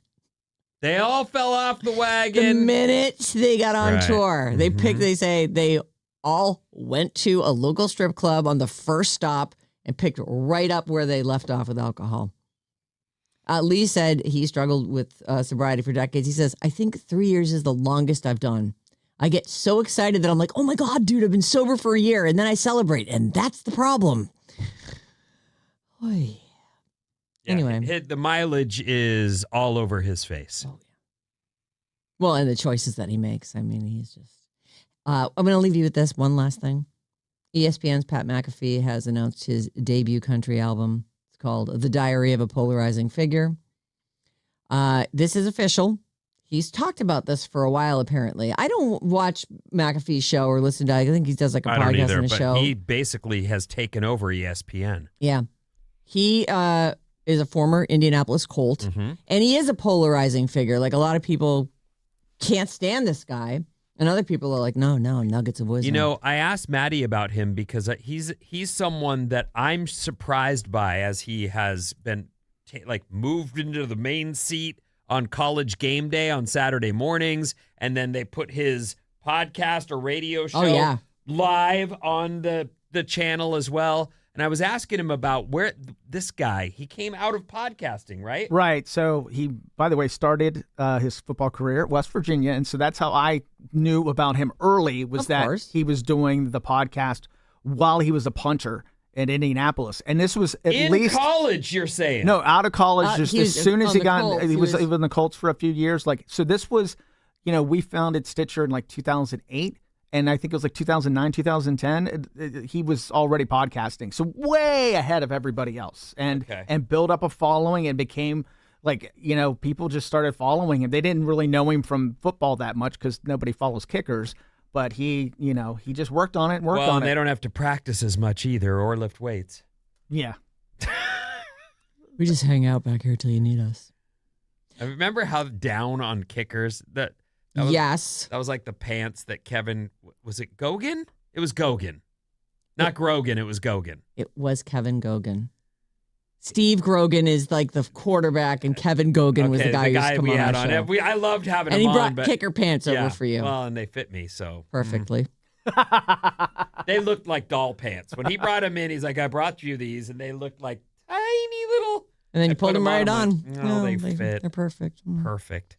Anyway, if you're familiar with ESPN's Pat McAfee, he's got a debut country album coming out. I don't see a date, but he is saying it's August 14th. There it is.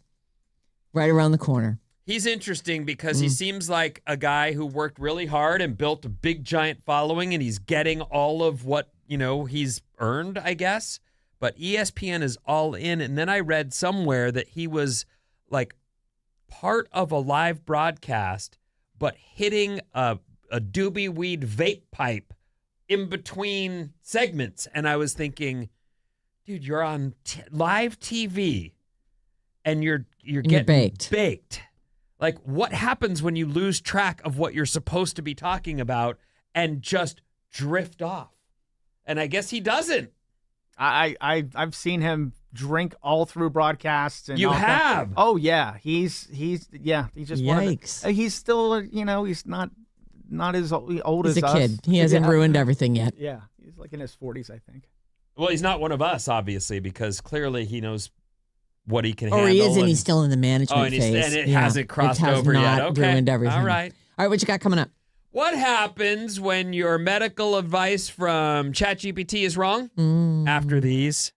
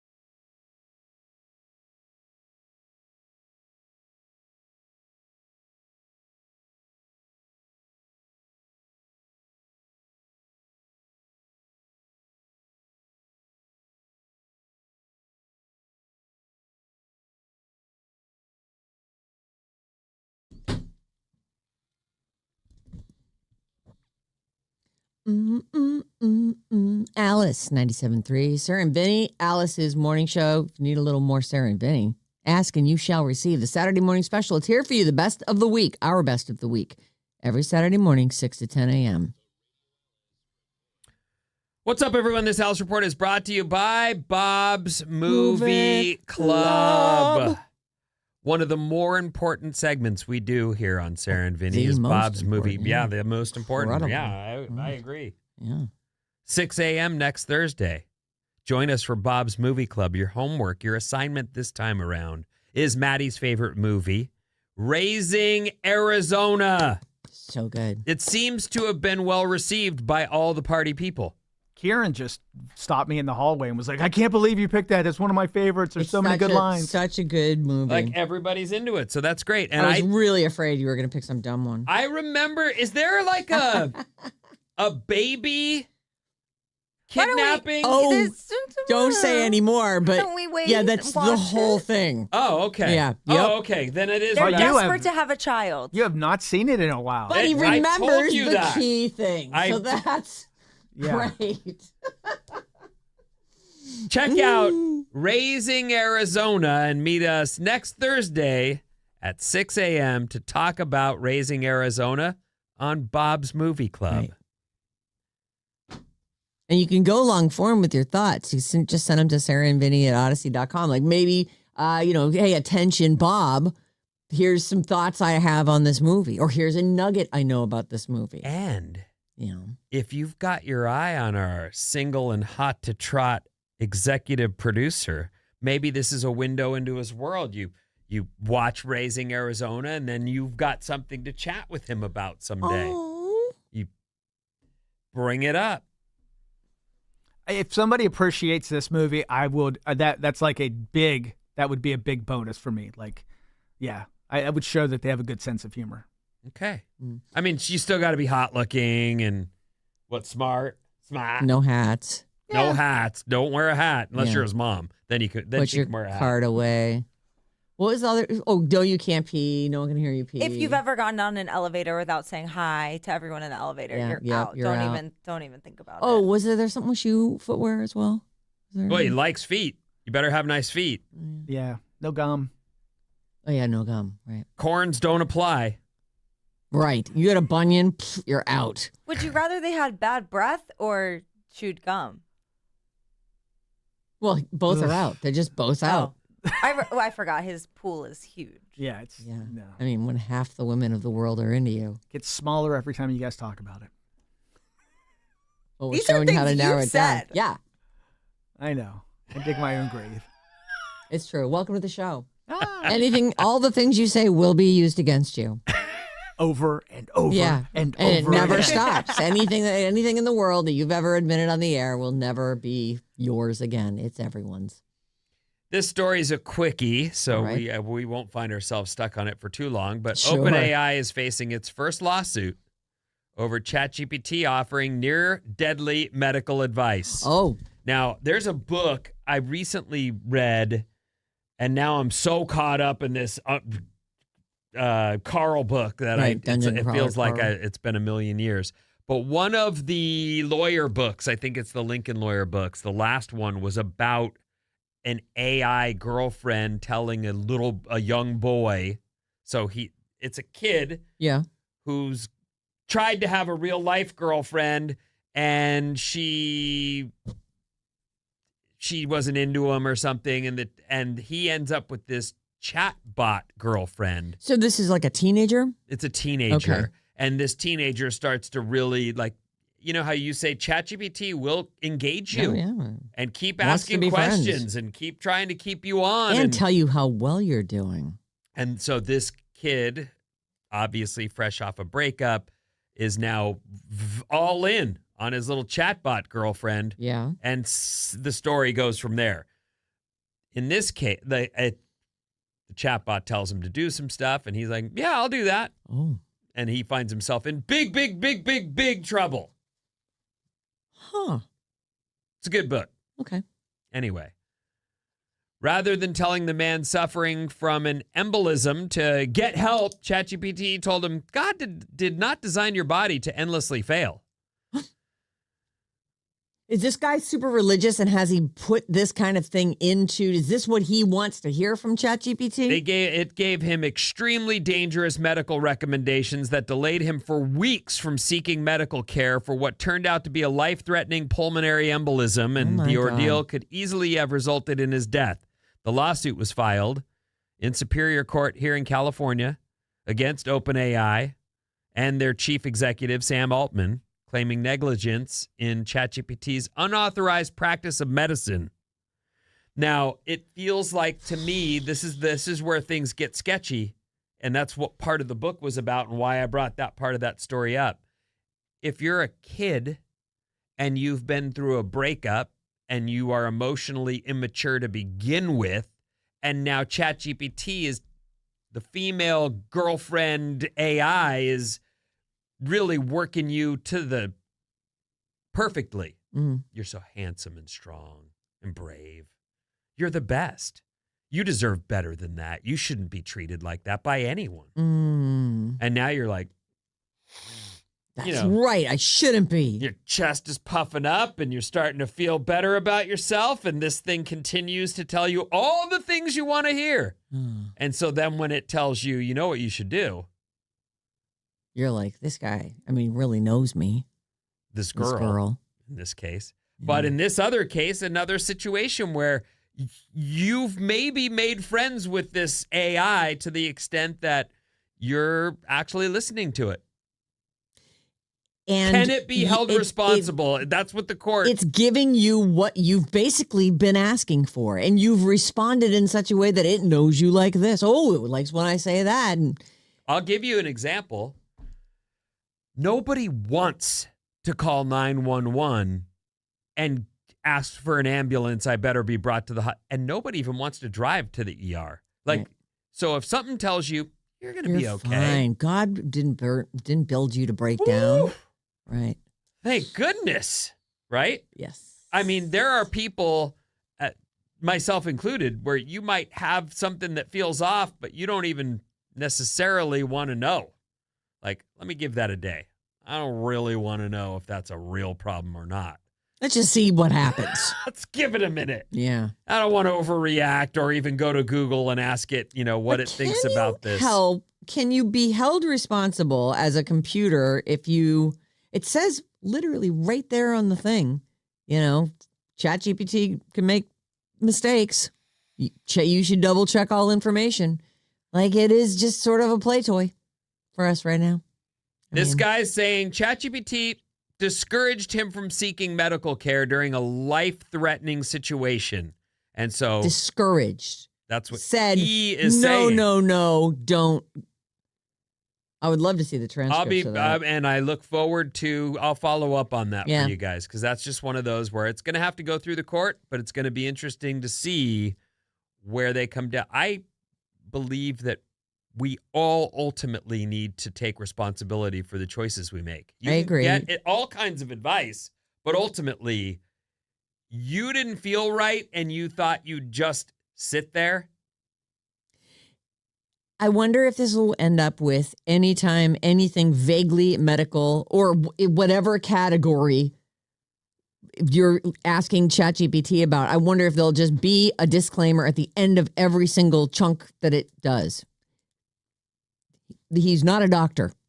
This AI is not a doctor, and they do that. I know they do it with legal stuff because I've been, going to get a divorce, so I've been on ChatGPT kind of. Oh, how's that talking going? through scenarios. How is the divorce going? I wonder. Well, let's ask ChatGPT how it's going.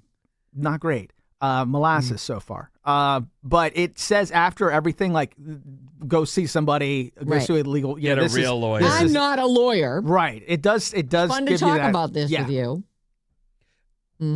Did you? Let me ask you this, because I know this is sensitive information, and if you can't answer, don't. Did you guys stop the lawyer thing, or are lawyers now involved? She needed to take care of some other legal stuff from her mom, a trust and all this stuff she had to take care of. And I suggested mediator, and she said, "Okay, I'll think about that." So that's like, if one gets a lawyer, we both have to get a lawyer. Like, right. We have to agree on a mediator together. So you haven't gotten to that point yet? No. Well, that's the beginning of the divorce is actually deciding Yeah, we need the route Yeah. you're going to take. Sounds so fun. Eek. It's just not. I don't suggest it to anybody. You don't? What? Yeah, do it late in life, too. It's real awesome. Our text number is 800-400-3697. I realize now that I don't want to be a hero. No, God, no. Jesus. Just do one text and let's do this thing. Pick the best one. 510. My best friend Matt also had a long list of pros and cons while he was looking for love. I called them his 50 commatments. Commatments? Thanks for being fabulous morning, Monday through Friday. Like commandments. No, Oh, you get it. You looked lost. No, I it's one of those things where we all have, the ideals. Yeah. But the idea that you're dating and you're going to hold each person to your list of, that seems like you're trying to not date. 100%. It's true. You're never going to find the imagined perfection. You're Did going to you meet. just pull out a stick of gum? Get out of here. Let me drive you home. I don't want to live in a world where you can't find perfection. Also, we got we've talked about Dungeon Crawler Carl a few times, and I got a couple texts and an email saying that they think Carl's voice sounds like Putty. It does. Absolutely does. And not only does his voice sound like Putty, the guy who played Putty, anybody? What do you mean, the name of the guy? His No name in idea. real life. You'd know it if you heard it. Yeah. I can't think of it. Is but it Carl? It's not. Oh, okay. He actually plays the voice of Carl's dad in a later book. Get out! Yeah. Patrick Warburton. Patrick Warburton, Putty. Oh, that's fun. Yeah, so we're not alone in thinking that. Okay. It's just a tiny, tiny cameo. It's good though. Mm-hmm.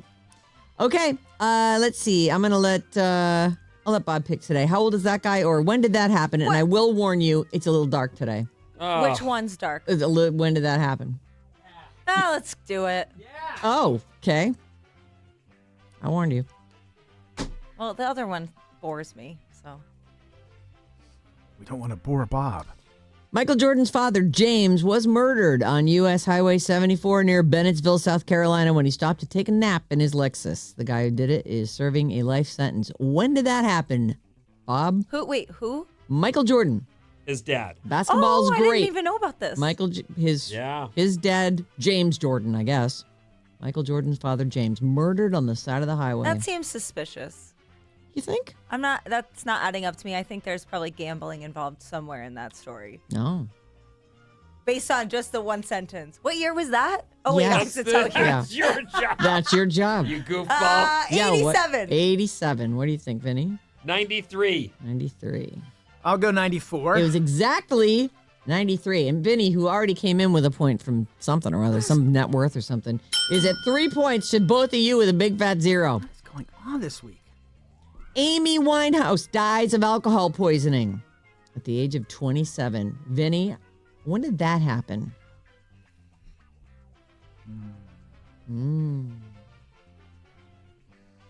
When did that happen? Amy Winehouse dies. I'm going to say 2018. 2018. What do you think, Maddie? I think it was earlier. I'm going to say 2012. 2012. 2013. 2011 is the year, and that's a point for Maddie. That's so crazy. What, that she died? Yeah. It's the worst part is when the song Rehab comes on, and it's the whole thing is The thing that she needed to go to. Like, kid, say yes. Yeah. And she's name checking her dad in it. My dad says I'm fine. Daddy Okay. says I'm fine. Good job, Dad. Okay. Aw. The National Transportation Safety Board had to urge people to stop jumping out of their cars for the #InMyFeelings challenge, the viral video where people dance to Drake's song outside the moving vehicle. They were ghost riding the whip. Yeah. Wait, say this Or again. they were in their feelings. What's the question? When did this happen? Uh-huh. The National Transportation Safety Board urged people to stop jumping out of their cars for the #InMyFeelings challenge, the viral video where people danced to Drake's song outside a moving vehicle? And Maddie says 2018. 2015. 2016. It happened in exactly 2018. Maddie and Vinny are now tied. Yes. Let's do this one.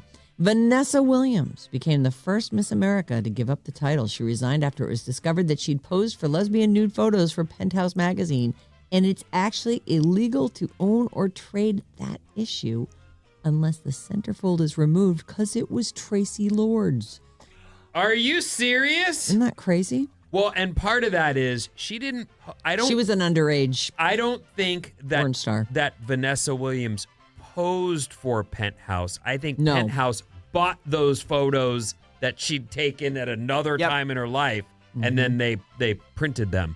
And so it's what year did that What happen? year did she become the first Miss America to give up the title? I think Bob's first. 95. 95. What do you think, Vinny? 90. 91. It was 84. That is a point for Vinny, who said 90. That was totally before the internet then. Oh, yeah. Like 100% before. We barely had computers. That was the year we got Macintosh. The ice cream cone. The cone was invented by a guy named Charles E. Minches. Charlie Minches. When did that happen? Vinny? Sounds like a villain from I'm Charlie Minches. one of Stephen King books, like, or something. It does. Perfect. Okay, Charlie Minches comes up with the ice cream cone. Yes. What year did that happen? Yes. 1928. 28. What do you think, Maddie? 1894. 1894. It's the kind of thing you don't think about being invented. It's so brilliant. Thank you to this man, Charlie Minches. Charlie Minches. What years have been said? Sorry. Let's see. Vinny said 1928. Maddie said 1894. 31. 31. In 1931? Yes, 1931. I think that Maddie gets this point. It was 1904. So you're off by 10 years. And we're tied now. So this is it. This is the final round. One of you will win this. You don't have to vote on this one. I know how much you hate my games, so you're off the hook. Are you talking to me? No, I'm talking to the girl who isn't in the tie with you. Oh, okay. I've won enough. I thought I'd let them have it. You are a nice see. lady. You are nice like that. Thanks, You're welcome. Bob. Thank you, Bob. Love you guys. Love you. Okay, love you here we too. go. Tiger Woods becomes Probably more than you love us. But No. I mean, it's fine. It's vibes though. Sorry, what were you saying?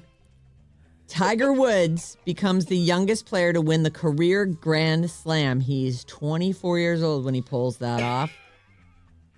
What year did that happen? And I'm going to say it's Maddie who has to go first. Oh, good. Phew. Yeah, you did the last. You answered That's first last not time.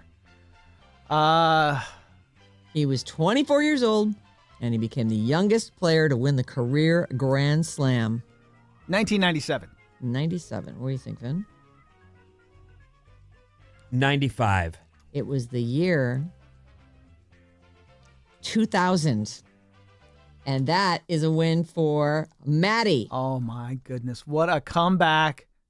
What a comeback. I can't believe it was the year 2000. I was like, what? How old is he? That feels late, doesn't it? It does. So that means he's not even 50 right now? Huh? All right. Or is he? Or oh, no, he could be 50 right now. He's 50 exactly. Okay. All right. I guess that makes sense then. Year 2000. Good job. Congratulations. Thanks. We'll see you guys later because we got some stuff to do and meetings, which we love. And Oh, we got a meeting? yes, I know. Isn't that so exciting? Yes! Hercules! What does that You don't know mean? that? No. Do you know it? Of course. Okay. Yeah. What is It's it? Eddie Murphy. From it the doesn't clumps, matter. sir. Yeah. Yeah. Okay. Never mind. Tomorrow, 7 a.m., Bad Advice, and keep it here on Alice All Day. A couple more chances for you to win Benson Boone tickets, 12:05 and 5:05 with Mason. And it's Jane, and we'll see you back here on Friday. Thank you.